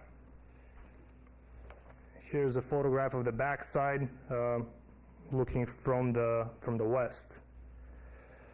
Even though this was built 20 plus years ago, we still reached out to the neighbors for their comments, if anybody had any comments or concerns. The closest neighbor is just to the south, this property right here. My dad went out to speak with the owner on September 2nd. Fortunately, the owner does not speak English. So the next day I coordinated with our tenant and had another meeting with the owner. Basically our tenant being a translator as she speaks Spanish. So we had a follow-up meeting with the owner, and through a translator indicated that she has no comments, issues, or concerns with the currently built addition. We even wrote a basic letter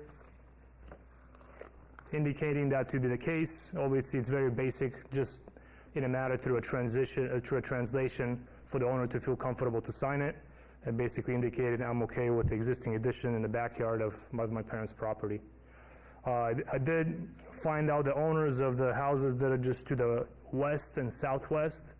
I reached out to them by phone. I have not heard back from anybody at the moment. So yeah, just to summarize, we're here asking for a variance of the very small storage that was built 20 plus years ago of the previous ownership prior to my parents. So thank you for your time. Thank you. This was noticed as a public hearing. Anyone wanted to be heard, please come forward. All right.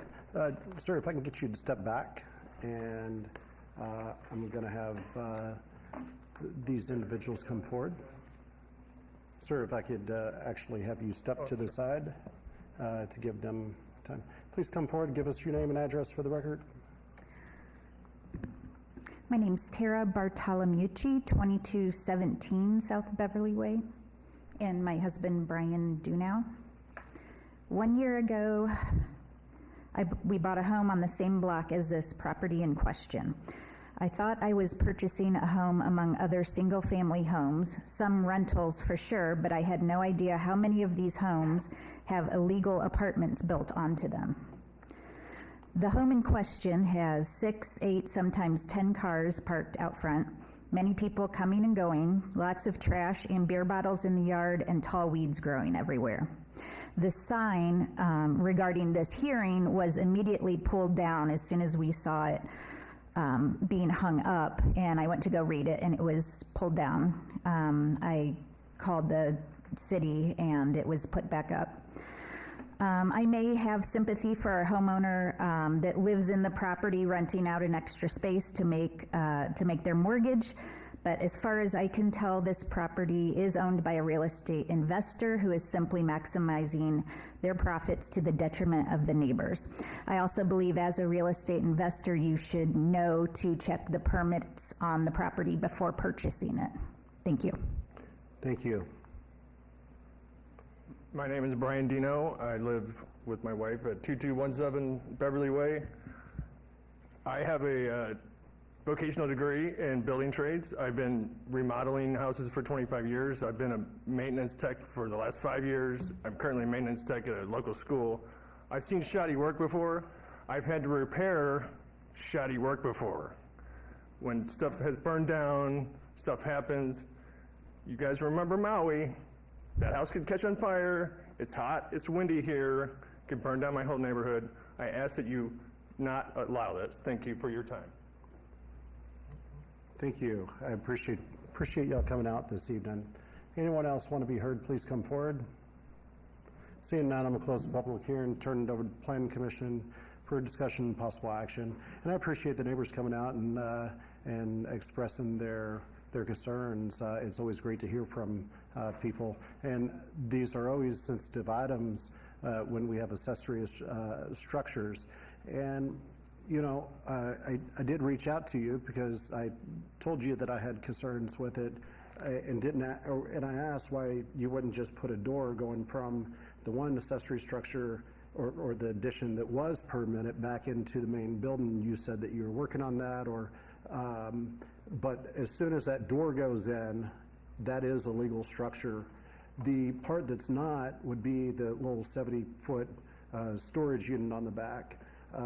That's something that would have to be, we're meeting all the setbacks. If there was a door on the interior, this wouldn't be an issue going into that storage. But seeing the photos, it looks like you still have some work to do. If this is approved, you would have to go through, get building permits, and go through all your inspections and make sure that the building's actually safe from electrical, fire, all the other building trades that are there. Are you aware of those requirements? Yes, we are. And you agree to all those conditions if approved? So just to clarify, of course, for the door between the previously permitted structure and the main house, yes, we're moving forward with that. And what you're suggesting is to put another door between the... I'm just saying if you don't, well, if you put a door between the accessory, the 76-foot structure in the back and the portion that was permitted, this whole application would go away. But I got it up from over here, so I don't know if that is a correction. Well, I'm just looking at their site plan, and if there's the R1 setback for a rear yard setback, they're still at a dimension from their patio is 6 foot 1 inch, right, or 6.1. So, correct me if I'm wrong, staff. The variance still would be needed if there was still internal access. Jonathan Boyles, Department of Planning. Yes, you are correct. If the door is provided that provides internal access, the structure would have to meet the setbacks for the primary residence, which would require a 15-foot rear yard setback. Okay, so I'm not actually recommending, that's probably why they asked you to come forward with this application and not having the door. I mean, if this was built a couple feet away, where there's a 2-foot gap or a 3-foot gap or something in there, it would create a fire hazard and a lot of other issues. It is built all in one structure, but you still are going to have some hurdles to jump through with building and safety. So, if there's no other comments, I am going to make a motion. Mr. Chair? Yes. Fred Solis for the record. We wanted to add a clarifying condition to this item. Okay. So it'll read, a variance is hereby approved to allow an existing residential accessory structure to have a 0-foot separation from the primary dwelling where 6 feet is required. Thank you. Okay. And you agreed to that condition? I'm sorry, I didn't understand that one. The condition is essentially the variance you're asking for. Correct, Right. yes. So, yes, so we're Mr. Chair, through you, we're just clarifying on the condition the request for the variance, which is 0-foot separation between the residential accessory structure and the primary dwelling. Correct. That is Basically, that's what we're asking for, yeah. Okay. Excuse me, Chair, can we clarify the door situation where the door needs to be added as a condition? It doesn't. It does not. That's That's between not the okay. other structure and the main house, and that's not something that we are voting on tonight. Okay. That was something that I thought this application was about when I first got into it, and then I found out that that's not what this application is about. So, okay, thank you for the clarification. Thank you. Yes. So based on the testimony tonight, and you agreeing to all the conditions and getting building permits and getting your final inspections and all the conditions of approval with the added condition as read into the record by and clarification by Mr. Solis, I would move to approve subject to those conditions.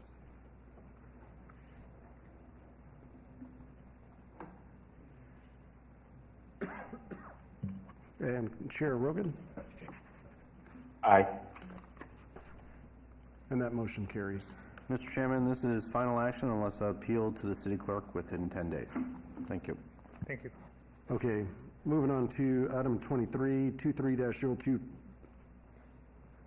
VAR1, applicant Rudier Construction, owner Martin Cozy, for possible action on the land use entitlement project request to allow the total floor area of all accessory structures to be 80% of the primary dwelling floor area, where 50% is the maximum allowed for a proposed residential accessory structure at 4016 Paso de Oro Avenue, Ward 1. Staff recommends denial. Can we get the staff report, please? Mr. Chairman, for the records, Austin Chan, Planner 2 of City of Las Vegas. The proposed casita fails to comply with the Title 19 size and coverage requirements. Staff finds the variance request to be a self-imposed hardship and thereby recommends denial. Thank you. Thank you. James Cunningham, Ryder Construction, 3355 Palm Center Drive, Las Vegas, Nevada, 89103.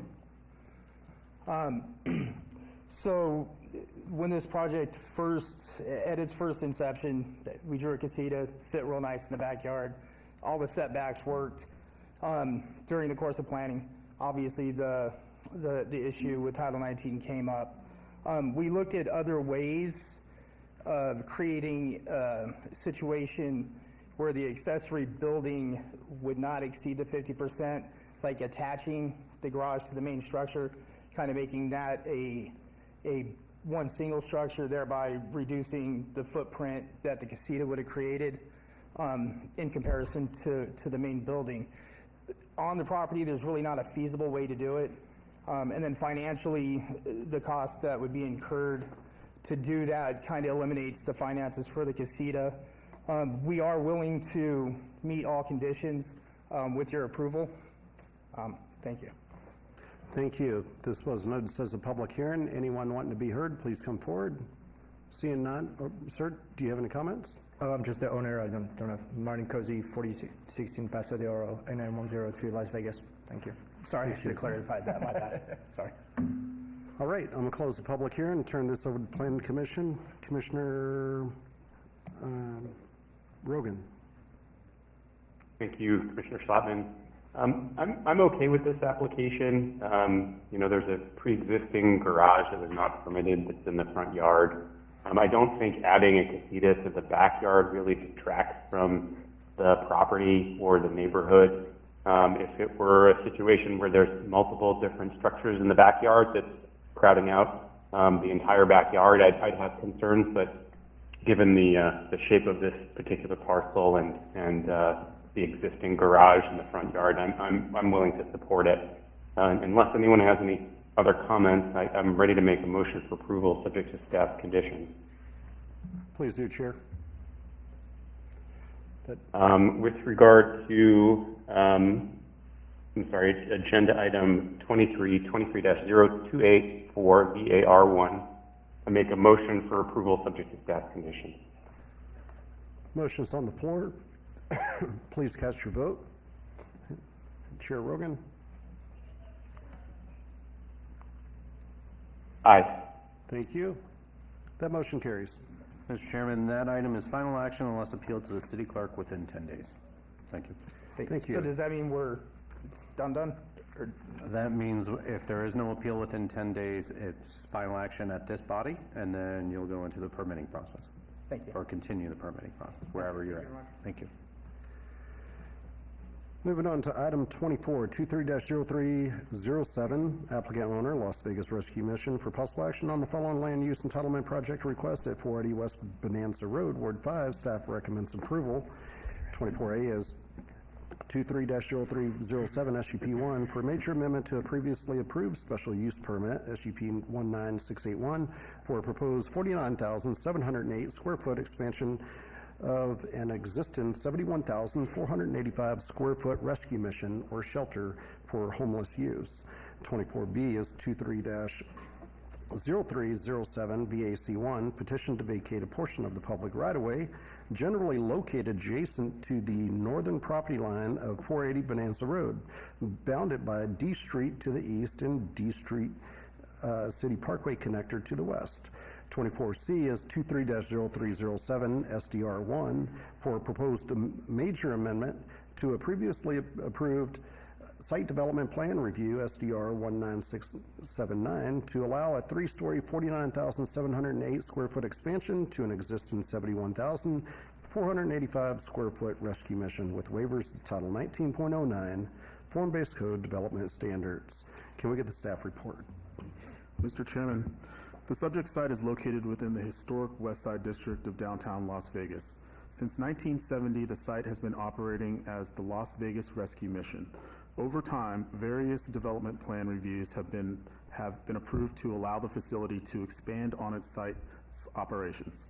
The applicant is now proposing a phased development of the subject site, including 5 new buildings. Homelessness represents an evolving challenge that has grown over time and has required the city and its constituents to rise to the challenge in response. Staff finds the proposed development can continue operating in a manner that is harmonious and compatible with the surrounding industrial land uses in the area, as well as future mixed use and flex office space in the surrounding area as called for in the City of Las Vegas Master Plan. Therefore, staff recommends approval of the requested special use permit, vacation, and site development plan review subject to conditions. Thank you. Thank you very much. Good evening. Yes, thank you, Mr. Chairman. Membership, Attorney J.T. Moran III, 1700 Pavilion, with the law firm of Clark Hill, representing the applicant, the Las Vegas Rescue Mission, on items 24A through C. The rescue mission, as your staff pointed out, and we agree, of course, with the recommendation for support. We did work very, very hard with your staff, and your staff was gracious in assisting us with our application and slating it for the items that currently are before you for approval. The mission was founded back in 1970, and it was a very, very small chapel, small kitchen, and obviously it housed just men, actually a handful of men. Today we have 2 city blocks over in the historic West Side District. And what you're going to see in just a moment from our architects is a project that is going to take us into the 21st century, essentially. At this point, I'll go ahead and turn the microphone over to listen and discuss the merits of the project. We have here on my right Mr. Ed Vance with Ed Vance & Associates, and also lead architect on this project, Mr. Eric Senside. Thank you. Good evening, sir. Go. Good. Edward Vance, EV&A Architects, 1160 Town Center Drive. I think you've seen all the pictures. You've got all the data. In the interest of time, I'm just here to answer any questions you have. I have a picture I don't think you have. Can we go to the overhead? Have I got this in the right place? All right, there we go. Okay, good.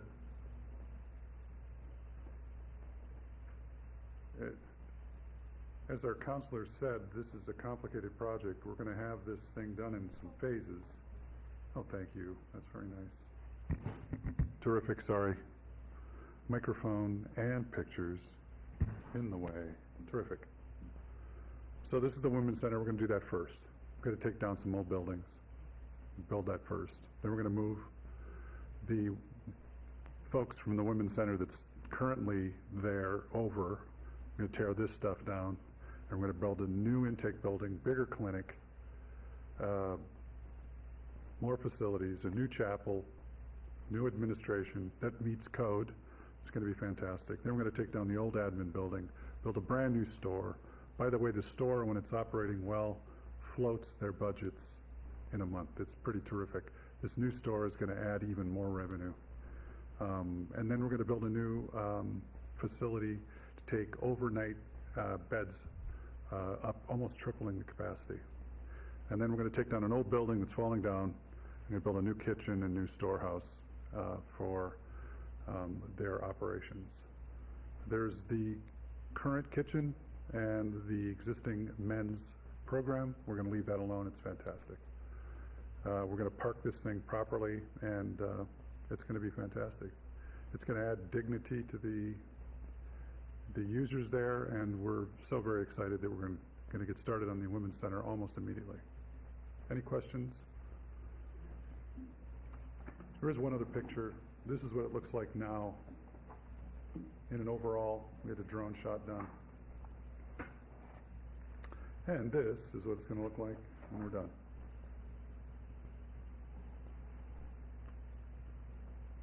Thank you.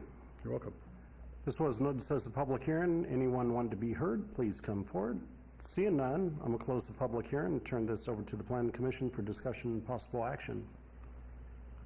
Starting with, well, Vice Chair. Through the chair, it looks like a wonderful project. It's a great cause, and it's nice to see that some of the city's facilities are, or some facilities in the city are being upgraded to this level. So congratulations on a nice package. Thanks, Sam. I agree. It's great to see some money dumped into some of these projects and improving these areas and some of these facilities. So anyways, you'll have my support. Could we, Commissioner Walsh? Yeah, just right in that same portion of it. You guys are doing a great job. This is something that's well needed. It really is. And hope you'll be watched real close to see how successful it is for more. So good job, guys. Yes, if we can get a motion, Vice Chair? Yeah, through the chair, I make a motion for approval on item number 24, blanket motion A, B, and C. All right, motion's on the floor. Please cast your vote. Commissioner Rogan? Chairman Rogan? Aye. Aye. Thank you. That motion carries. That item will move forward to City Council on October 18th of 2023. Thank you. Thank you, sir. Thank you. All right, moving on to item 25, 23-0314, applicant Smith's Food and Drug Centers Incorporated, owner Giancoso Inc., for possible action on land, following land use entitlement project request on 0.63 acres on the northwest east corner of Vegas Drive and Jones Boulevard, Ward 5. Staff recommends denial. 25A is 23-0314 VAR1 to allow a proposed trash enclosure to be placed 5 feet from a residential property where 50 feet is the minimum required. And 25B is 23-0314 SDR1 for a proposed 233 square foot general retail store kiosk with fuel pumps and a canopy and waivers of Title 1908 development standards. Can we get the staff report, please? Mr. Chairman, the proposed development is inconsistent with Title 19 commercial development standards and does not meet the intent of the Las Vegas 2050 Master Plan with regard to the Neighborhood Mixed-Use Center designation, which envisions a walkable area with a strong emphasis on a sense of place and neighborhood character. The placement of the trash enclosure near residential property is deemed to be a self-imposed hardship. For these reasons, staff recommends denial, subject to conditions if approved. And please note there were additional documents of protest and support received after publication. Thank you. Hello, good evening, sir. Hi, good evening. My name is Rick Magnus with AWA Engineering, 2010 North Redwood Road, Salt Lake City, Utah, 84106. Here on behalf of Smith's Food and Drug Centers, Inc. We represent a number of the fuel centers for them in the Intermountain West and definitely this site. Now, I'm sure most of you are aware this site is under a little bit of blight, to be mild about it. What Smith's is recommending here at this site is a 5 dispenser, 10 filling location kiosk for fuel. And that kiosk, by the way, is going to be, it's proposed to be manned just during the, kind of the daylight hours from about 7 to 10 p.m. And then the fuel is accessible 24 hours. Also, it has, it's actually a less intensive use than an item that was approved here earlier this year in the first quarter of 2023. If you recall, there was an item approved here that had a convenience store on it. It had a drive-through with restaurant. It had, and then it also had a fuel of 6 dispensers, not 5, and seemed to be underparked in that. Now, this project needs to stand on its own merits, and where it does stand on its own merits is it's less intensive than what was already approved. There is no For example, there will be no grease interceptor required here because there is no prepared food on the site. That really helps with odors, et cetera, which leads to also where the trash enclosure is located 5 feet from a property line. That is actually because of the nature of the proposed use, there needs to be room for a tanker truck to come and drop its fuel for this site, and that is what is being done here. Matter of fact, what this site is able to do is it's able to remove or move that access that is so close on Vegas Drive. It moves it further east, which is a good traffic practice. It enables it to move further east away from that intersection, which is really a great opportunity. It will continue to utilize the existing commercial access there on Jones Boulevard. With this proposal also, because there's no grease interceptor, there's not going to be any food waste or that type of disposal in the trash enclosure. Because we always are concerned about smells and that sort of thing, this design actually at 5 feet is double the distance from what was previously approved. So what we've done is we've tried to mitigate that, allow a proper access onto this site. Once again, the dispensers will operate 24 hours, but the kiosk will only be manned for the time of kind of the day from about 7 to 11 p.m. This also helps benefit this area. I mean, it will eliminate the blight that is on that site right now. It also, because it's Smith's Food and Drug, they take great pride in their properties. They also find that it definitely benefits it also gives a little bit of lift to the marketplaces that are located. So they're always looking for a little bit of fuel component in the nearby area. Sometimes it can't be right on the property, but across kitty corner from this is that Smith's Marketplace. With all of that said, this use is allowed by current zoning, and we're just looking for a recommendation of approval, and I'm here to answer any questions that you may have. Thank you. This was noticed as a public hearing. Anyone wanting to be heard, please come forward. Seeing none, I'm going to close the public hearing and turn this over to Planning Commission for discussion and possible action. Through the chair, I don't have an issue with 25B, and I can support that. That's the SDR. But I do have an issue with the 25A with the 5-foot enclosure for the residential property. And could you speak more to that? Did you have a chance to talk to your architects to see if there was a possibility of a redesign or anything that could be done differently? So we did look at the possibility. Currently, at that blighted site, the trash enclosure is out on Jones, which is not a really good sight to see, from a street. So that was not acceptable.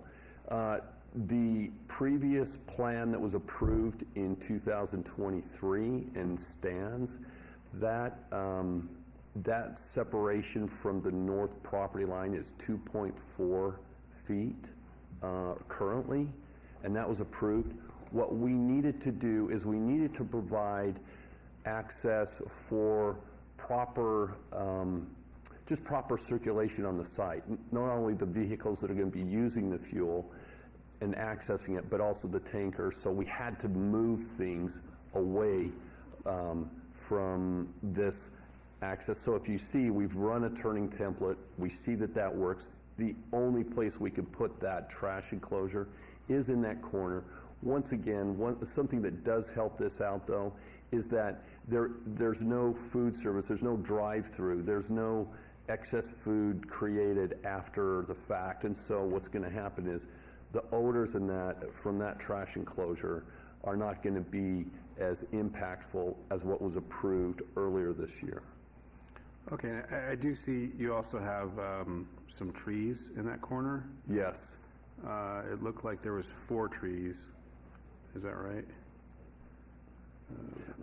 That is the way it looks. Yes, and so what we have to be mindful of also is that as we have the lid on it as it's serviced, we've got to make sure there's clearance and that we don't have trees encroaching into the airspace above it while that's being serviced. Now, we're happy to, there is perimeter walls on both sides that are masonry, and if we need to, you know, create something that's a little bit taller but maybe not encroach over the canopy, you know, creating a greater shade canopy, maybe we can come up with something with planning that would be acceptable for the landscape palette that's approved by the city.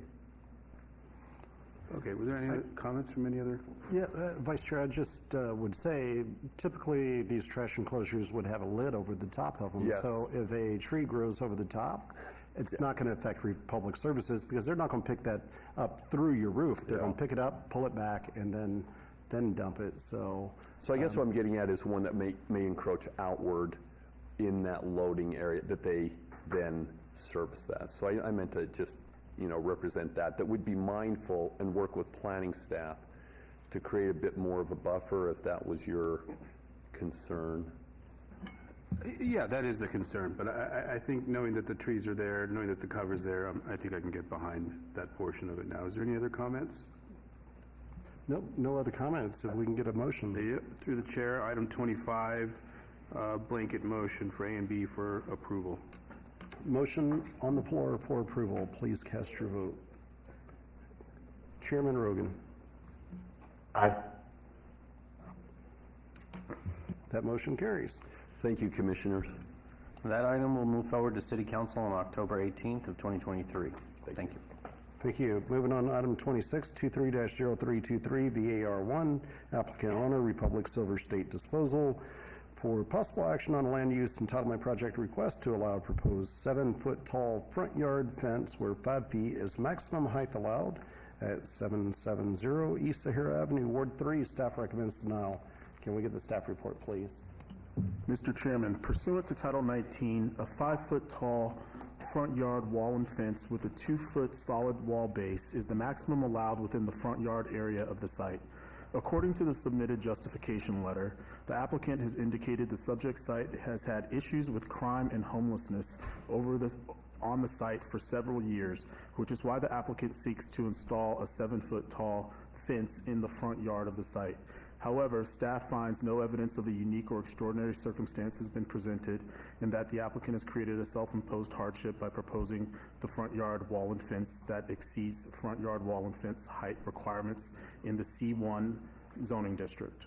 Redesigning the front yard wall and fence would allow conformance to Title 19 requirements. Please note that there have been additional letters of support submitted since publication. Thank you. Thank you. Good evening. Good evening, Jennifer Lazovich, 1980 Festival Plaza Drive, here today on behalf of Republic Services.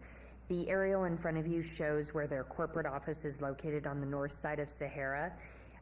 They have been in this building for, I would estimate, at least 30 to 40 years. As such, about 2 years ago, they decided rather than move their corporate headquarters somewhere else in the Las Vegas Valley that they would go in and redo the entire building from the top to the bottom and reinvest in this area. They were out of the building for quite some time while that happened, and in that time some of the issues mentioned by Jonathan got a little bit worse. They've now moved back into the building, and as part of the security that they want to do with this application tonight, their employee parking lot sits right back here in that area, and they have already fenced that part in. You cannot see it from Sahara Avenue, but if you were to drive out there today, you would see it. It's black wrought iron. They want to repeat that black wrought iron look in the front of their property, and it's probably easiest to see here. There's a decent amount of a plaza area with some hardscape and then some landscaping that sits right in front of parts of the building. That's what they would like to screen or separate with the proposed wrought iron fence. It is not the chain link fence that were shown on the pictures. That would be removed, and instead replaced with a black wrought iron fence that would be similar, although not exact, to the wrought iron fence that surrounds the parking lot in the rear of the site. So with that, I'd be happy to answer any questions. Thank you. This was noted as a public hearing. Seeing no one, I'm close to public hearing. Turn this over to the Planning Commission, starting with myself. I've reviewed this. I've been to that building. I've been in this area. Zoning is crazy as all get out around this place. And but from the fence perspective, which is what we're looking at tonight, I understand. I mean, there's a lot of private drives and private streets and places for people to hang out and do stuff on the property. You could see from most of the buildings around the area, there's burglar bars or there's some sort of wrought iron in front of everyone's doors. So it's pretty similar to what we're seeing over there. It's not blocking it out. You can still see the building. So for those reasons, I could get behind this if nobody else has any comments. So for item number... Mr. Chairman? Yes. Jonathan Boyles, Department of Community Development.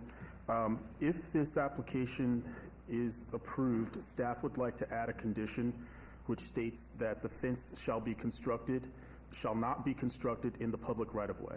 Again, that would read, the fence shall not be constructed in the public right-of-way, would be the added condition from staff. Thank we you. agree with that condition. And all standard conditions? Yes, we do. Vice Chair, would you mind making a motion? Through the chair, a motion for approval on item 26 with the added condition that's written by staff and subject to all other staff conditions. Thank you. Motion is on the floor. Please cast your vote. Commissioner Rogan. Aye. And that motion carries. Mr. Chairman, this item is final action unless appealed to the city clerk within 10 days. Thank you very much. Have a good evening. Thank you. Moving on to item 30, 23-0339, VAR1. Applicant owner Gregory Allen Den Hartog and Jeannie L. Den Hartog for possible action on land use entitlement project request to allow a 3-foot side yard setback where 5 feet is required for an existing residential accessory structure, to allow 2 existing residential accessory structures, garage and carport, to be taller than the primary dwelling where such is not allowed, and to allow 2 existing residential accessory structures, garage and carport, to not be aesthetically compatible with the primary dwelling where such is required at 6132 Foxcroft Avenue, Ward 5. Staff recommends denial. Can we get the staff report? Mr. Chairman, no evidence of a unique or extraordinary circumstance has been presented in that the applicant has created a self-imposed hardship by constructing 2 residential accessory structures without building permits. Relocating and decreasing the size of the structures would allow conformance to Title 19 requirements. Therefore, staff recommends denial of the requested variance. Please note there have been additional letters of protest and support submitted since publication. Thank you. Thank you. Good evening. Hi, good evening, Chairman and Commissioners. My name is Andrea Cuna, and I reside at 6154 Darnley Street, Las Vegas, Nevada, 89081. Today, we're here representing the homeowner of 6132 Foxcroft Avenue, Las Vegas, Nevada, 89108, for 3 variances involving a new metal garage and a new metal carport. First, I'd like to briefly talk about a very important fact. This being that the homeowner had hired a company from Los Angeles to build these structures and of course get them permitted. However, this company built them with no permit. The owners were completely unaware of this situation until they got a letter from the city of Las Vegas. Today, we are here to work towards a solution to fix this problem. First, I would like to briefly describe the variances. The first variance is being requested to allow the metal carport to be 3 feet 6 inches where 5 feet side yard setback is required. In this site plan that I have today, let me just pull it up.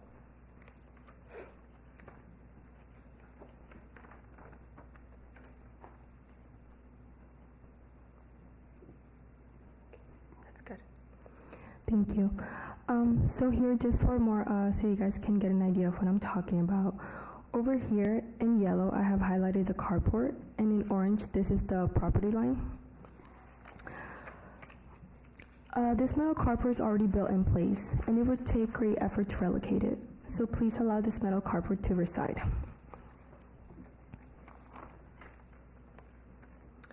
Moving on to the second variance.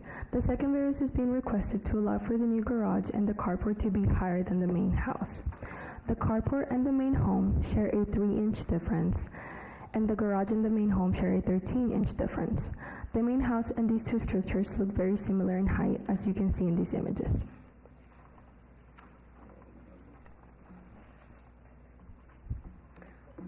So over here, this is the main house, this is the carport, and this is the garage. And as you can see, they are not very protruding in height.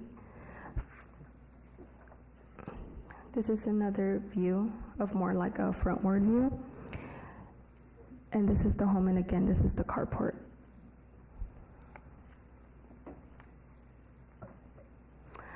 Third, this variance is being requested for aesthetically compatibility between the two structures and the main home.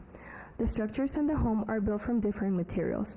However, these two structures are all the way in the back of the home, meaning that they are invisible to the neighbors. This makes the house the main curb appeal in the street. Also, the paint that has been used in these structures have a lifetime warranty. If we were to paint over these, the warranty would no longer be valid. For example, if the new paint being used were to deteriorate or cause damage, the warranty would not cover that. As you can see in these images that I have provided in the floor plan today,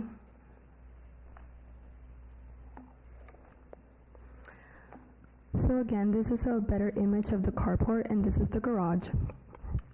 As you can see, these colors are neutral, gray and white, and they do not stand out as opposing if it were like a red color or orange, that would obviously stick out.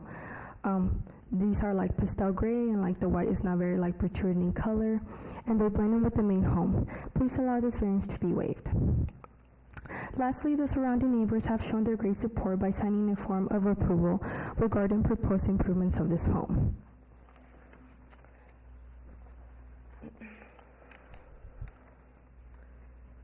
So we have, so these three neighbors that have signed are actually the neighbors. So this is our main home, 6132, and these three neighbors are the ones that have signed. So these two neighbors are the ones that would mostly be affected because they are the closest ones. And then this is the neighbor from the front view. And also, I just wanted to touch upon a fact that I have highlighted here in red. These are all the homes around in the area that also have carports. Carport, and all these that I have highlighted in red in the same neighborhood. Thank you for your time, and then any questions we'll be happy to answer. Thank you. I appreciate that. This was noticed as a public hearing. Anyone wanting to be heard, please come forward. Seeing none, I'm going to close the public hearing and turn this over to Planning Commission for discussion and possible action. And do you have letters of support from We have the signature. from the neighbors so we can see that on the record? Yes.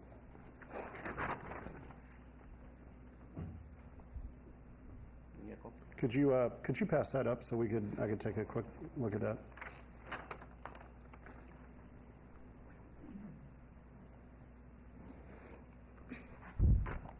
Any other commissioners have any comments? Commissioner Walsh, go ahead. Have you met with the council person of that area, councilman, and his staff, or any of his staff at the ward? I'm Javier Burrola. We only met with the pre-design meeting. We just met with one of the building departments. We talk about the firewall. That's here in City Hall, right? Yes, and so we agreed to put a 1 hour firewall since it's within the 5 feet setback. Okay, thank you. Vice Chair Cherry? Through the chair, I don't love the fact that it's not aesthetically compatible. I do see your point of how far in the back it is. I do appreciate the efforts of getting the neighbors on board with the signatures that come forward, and I do see it looks like it's a multifamily building to the on the back side of where those structures are. So I'm going to make a motion for approval, but I would say between now and City Council, I would advise getting with the councilman's office or even the commissioner to maybe help guide you through some of this. I don't know what comes beyond us, but so I'm prepared to make a motion. Please do. On item number 30, motion for approval subject to all staff's conditions. Motion's on the floor. Please cast your vote. Chairman Rogan? No. All right, and that motion carries. This item will move forward to City Council, Thank which you. will be on October 18th of 2023. Thank you. Thank you. Moving on to item 30, 23-0339 VAR1, applicant owner Gregory Allen Den. That was the one we just went through. Good thing I don't have to read that again. 31, 23-0345 SDR1, applicant owner Kelly A. Rudy for possible action on a land use entitlement project request to establish a one-unit community residence and a four-unit multifamily residential development within an existing 1- and 2-story structures, the waivers of Appendix F, interim downtown Las Vegas development standards at 820 South 7th Street, Ward 3. Staff recommends approval. Through the chair, if I could quickly disclose property within the notification area. It doesn't affect me any greater or lesser, so I will be voting on it tonight. Thank you. Staff report, please. Mr. Chairman, despite the requested waivers for required parking and landscape buffers, which staff supports, staff finds the proposal represents much-needed multifamily housing within the downtown Las Vegas Founders District area. Additionally, the proposed redevelopment of the existing buildings fulfills policies and objectives outlined in the City of Las Vegas redevelopment plan for Area 1 by eliminating and preventing the spread of blight and deterioration by restoring an abandoned building. Staff finds that the proposed development will be harmonious and compatible with the surrounding area. Therefore, staff recommends approval of the requested site development plan review subject to conditions. Please note that there have been additional letters of protests submitted since publication. Thank you. Thank you. Good evening, sir. Good evening. I'm Kelly Rudy, 820 South 7th Street. Would you move forward to the microphone? Hi, my name is Kelly Rudy at 820 South 7th Street, Las Vegas. I'm actually here to have a request for an abeyance for the next meeting. On abeyance, I have some more work to do on it and working with the architect. Didn't get that request in today. But, Okay. I mean, the community residence function may be changed just to fit working with the Veterans Life Services people, and I think we may have a better plan that I'd like to come back for the next meeting. Well, wish you would have come up at the beginning so you didn't have to hang out with us all night, but It's been funny. thank you for staying with us, and thank you for holding in abeyance and taking those things into consideration. Vice Chair, can we get a motion to hold this in abeyance till the next meeting? Through the chair, to motion to obey item 31 until is it October 10th? October 10th Planning Commission meeting. Thank you. Motion's on the floor for abeyance. Please cast your vote. Chair Rogan. Aye. That motion carries. Thank you, sir. I'll see you in 30 days, and we'll have you at the beginning of the meeting so you don't have to wait. Exactly. Thank you. All right. All right, moving on to 33, 23-0388, applicant owner Brass Monkey LLC. For possible action on the following land use entitlement project request at the southeast corner of Charleston Boulevard and Maryland Parkway, Ward 3. Staff recommends approval. 33A is 23-0388 SUP1 for a proposed 51,421 square foot alcohol on-premise full use with 5,852 square feet of outdoor seating area, with a waiver to allow a 145-foot distance separation from a city park where 400 feet is required. 33B is 23-0388 SDR1 for a proposed two-story, 23,681 square foot addition to an existing 34,879 square foot theater and parking lot reconfiguration with waivers of the Appendix F interim downtown Las Vegas development standards. Can we get the staff report, please? Mr. Chairman, the applicant has received the necessary prior approvals from the City of Las Vegas Historic Preservation Commission and State Historic Preservation Office for redevelopment of this site. This project could be a catalyst for further redevelopment in this area, as it is located along 2 transit lines. The proposed street-oriented bar and restaurant amenities along Maryland Parkway will also help encourage pedestrian activity. Staff supports the associated downtown overlay Area 2 waivers, as the proposed redevelopment project supports the goals and policies of the Las Vegas 2050 Master Plan and Vision 2045 Downtown Master Plan, and can be harmoniously compatible with the surrounding area. Staff therefore recommends approval of all requests, subject to conditions. Please note there were additional documents of protest and support received after publication. Thank you. Thank you. Good evening. Good evening. Jay Dapper, 985 White Drive, and just wanted to say hello to all of you tonight. Thanks for hanging out with us so late. So we're here to hopefully move the Huntridge Theater project forward one more step. As staff said, we received approval at the Historic Preservation Commission, and we've worked tirelessly with our architectural firm, Ginsler, to research and kind of respect the history of the Huntridge Theater.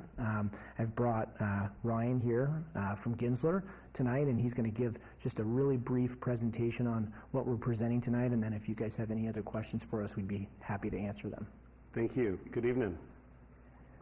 Good evening, Ryan Sistai with Gensler, 3883 Howard Hughes Parkway, Las Vegas.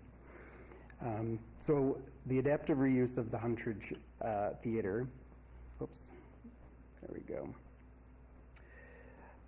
We have a 1944 theater. It is on the National, State, and Local Historic Register. That is this portion here.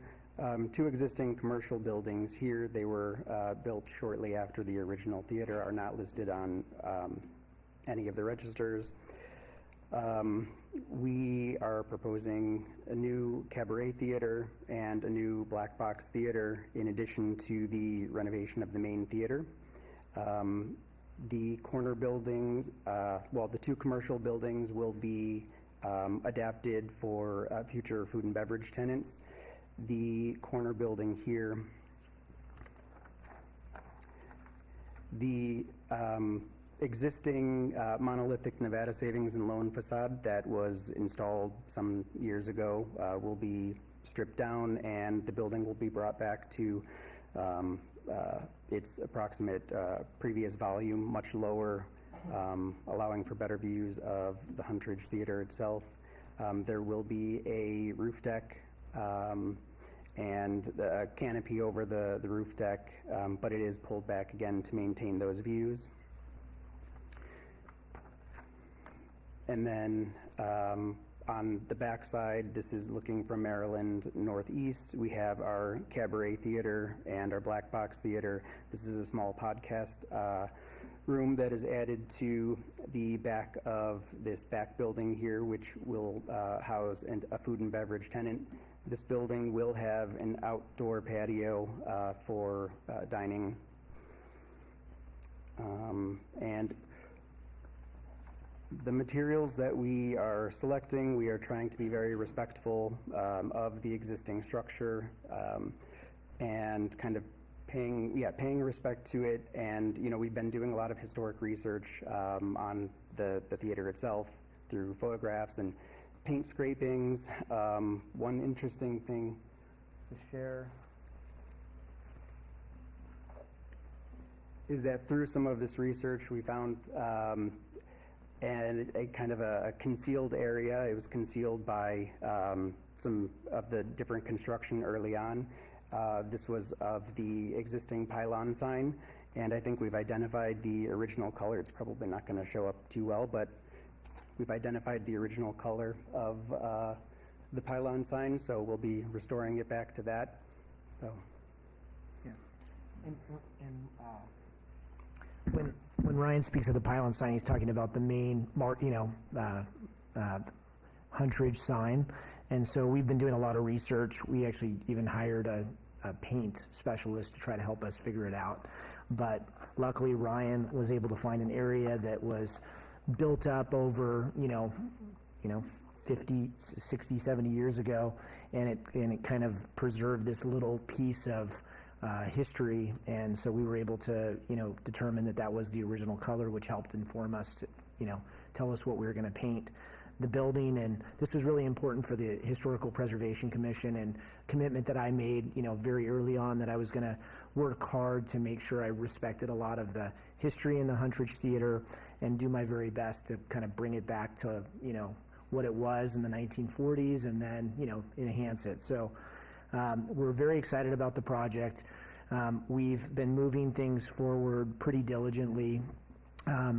Ginsler is very close to completing a full set of plans for the project, and we hope that by the end of the year, or even a little bit sooner than that, that we'll be ready to turn those plans into the building department to start that review process. And obviously, this is one of those steps that we have to complete before that happens.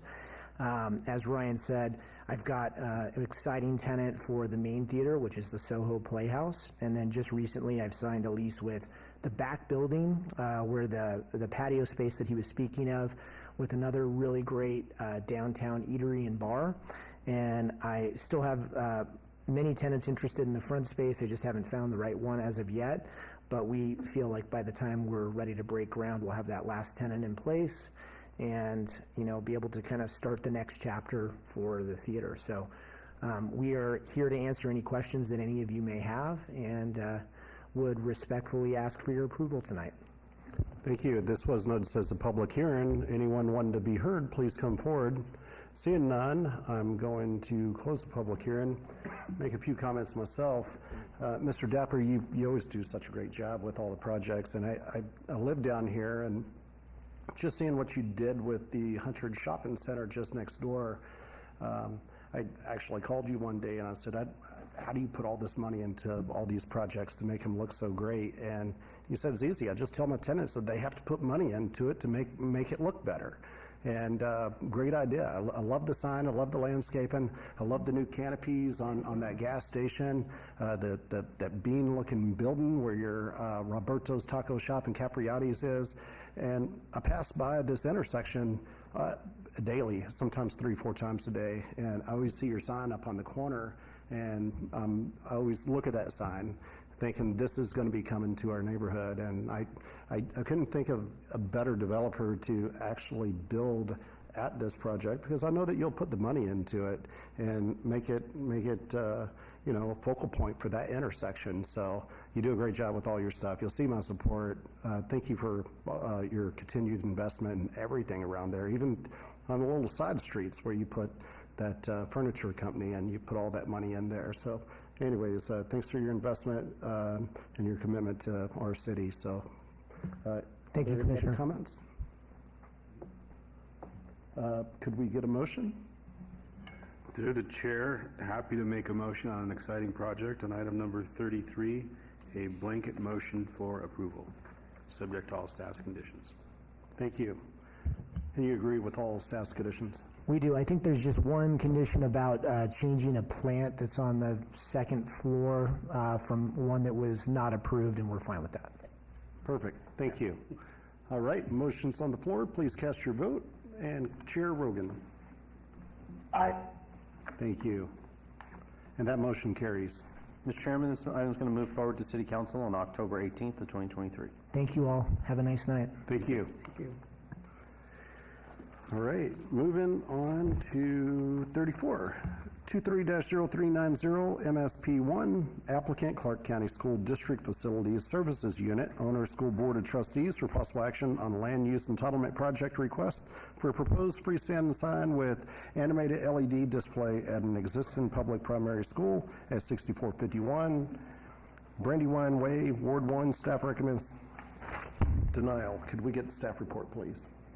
Mr. Chairman, the proposed animated LED freestanding sign does not meet residential protection standards for illuminated signage. Normally, such signs are prohibited unless approved through a master sign plan.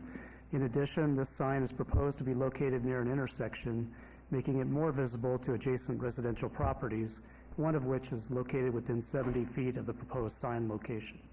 Staff therefore recommends denial of the master sign plan request, subject to conditions if approved. Please note there were additional documents of protest and support received after publication. Thank you. Thank you very much. Good evening, sir. Mr. Chairman, members of the Commission, good evening. My name is Dimitrios Karapanagiotis, 1180 Military Tribute, Henderson, Nevada, on behalf of the Clark County School District. In front of you, as you heard, is a freestanding sign, an 11-foot freestanding sign. It's for the Rose Warren Elementary School. And we agree with staff if approved recommendations on everything. It's just I need to clarify something. We held a meeting last Thursday, and all the neighbors that were present, in that neighborhood meeting that CCSD conducted were in favor of the sign. And one of the main things that they asked us is please put up the sign because there is not very much light, on Torrey Pines, and we need light after hours. With that, Mr. Chairman, request your approval. All right, thank you. This was noticed as a public hearing. Seeing no one, I'll close the public hearing and turn this over to Commissioner or Chairman Rogan. Thank you, Commissioner Schlotman. I'm ambivalent about the sign. I usually am very protective of trespass light into residential neighborhoods. Considering that you did hold a neighborhood meeting that you didn't have to hold, and it seems as though based upon your representations that the neighbors are in support of it, I'm willing to get behind it. But I would like to see in the future the Clark County School District just invite us, let us know that you're having a meeting so that we can be present. With that, unless there's some other comments, I'm ready to make a motion for approval subject to all staff conditions. Please do. With regard to agenda item 34, make a motion for approval subject to staff conditions. Thank you. Motion's on the floor. Please cast your vote. And Chairman. Aye. All right, and that motion carries. Mr. Chairman, that item is final action unless appealed to the city clerk within 10 days. Thank you. Thank you. Good evening. Moving on to Director's Business, 35 is 23-0403, TXT1, applicant owner, City of Las Vegas for possible action to amend LVMC 1910 regarding planned development district and to provide for other related matters. Staff recommends approval. Can we get the staff report? Thank you, Mr. Chair. The proposed text amendment will update the planned development zoning district requirements by granting the director the discretion to require a development agreement for planned communities to have a minimum size of at least 40 acres. Staff recommends approval of this request. Thank you.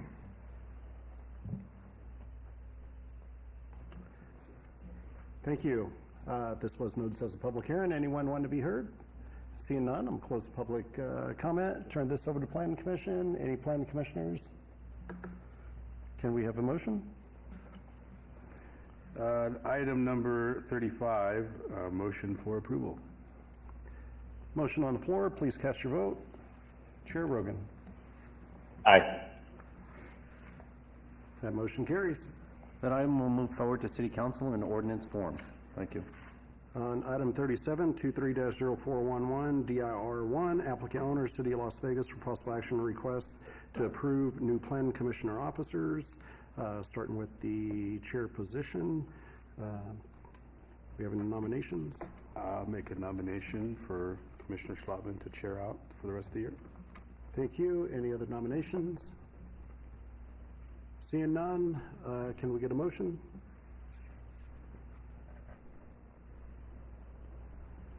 Motion's on the floor. Please cast your vote. Chair Rogan. Aye.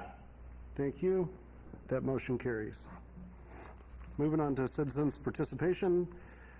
Public comment during this portion of the agenda must be limited to matters within jurisdiction of the Planning Commission. No subject may be. Mr. Chairman, that item is final action. All right. Do you need to do the vice chair? Is that going to change, or are you going to keep that as? Okay. Yep. All right. Thank you for that. Item 38, citizens' participation. Public comment during this portion of the agenda must be limited to matters within jurisdiction of the Planning Commission. No subject may be acted upon by the Planning Commission unless that subject is on the agenda and scheduled for action. If you wish to be heard, come to the podium, give your name for the record. The amount of discussion on any single subject, as well as the amount of time any single speaker is allowed, may be limited.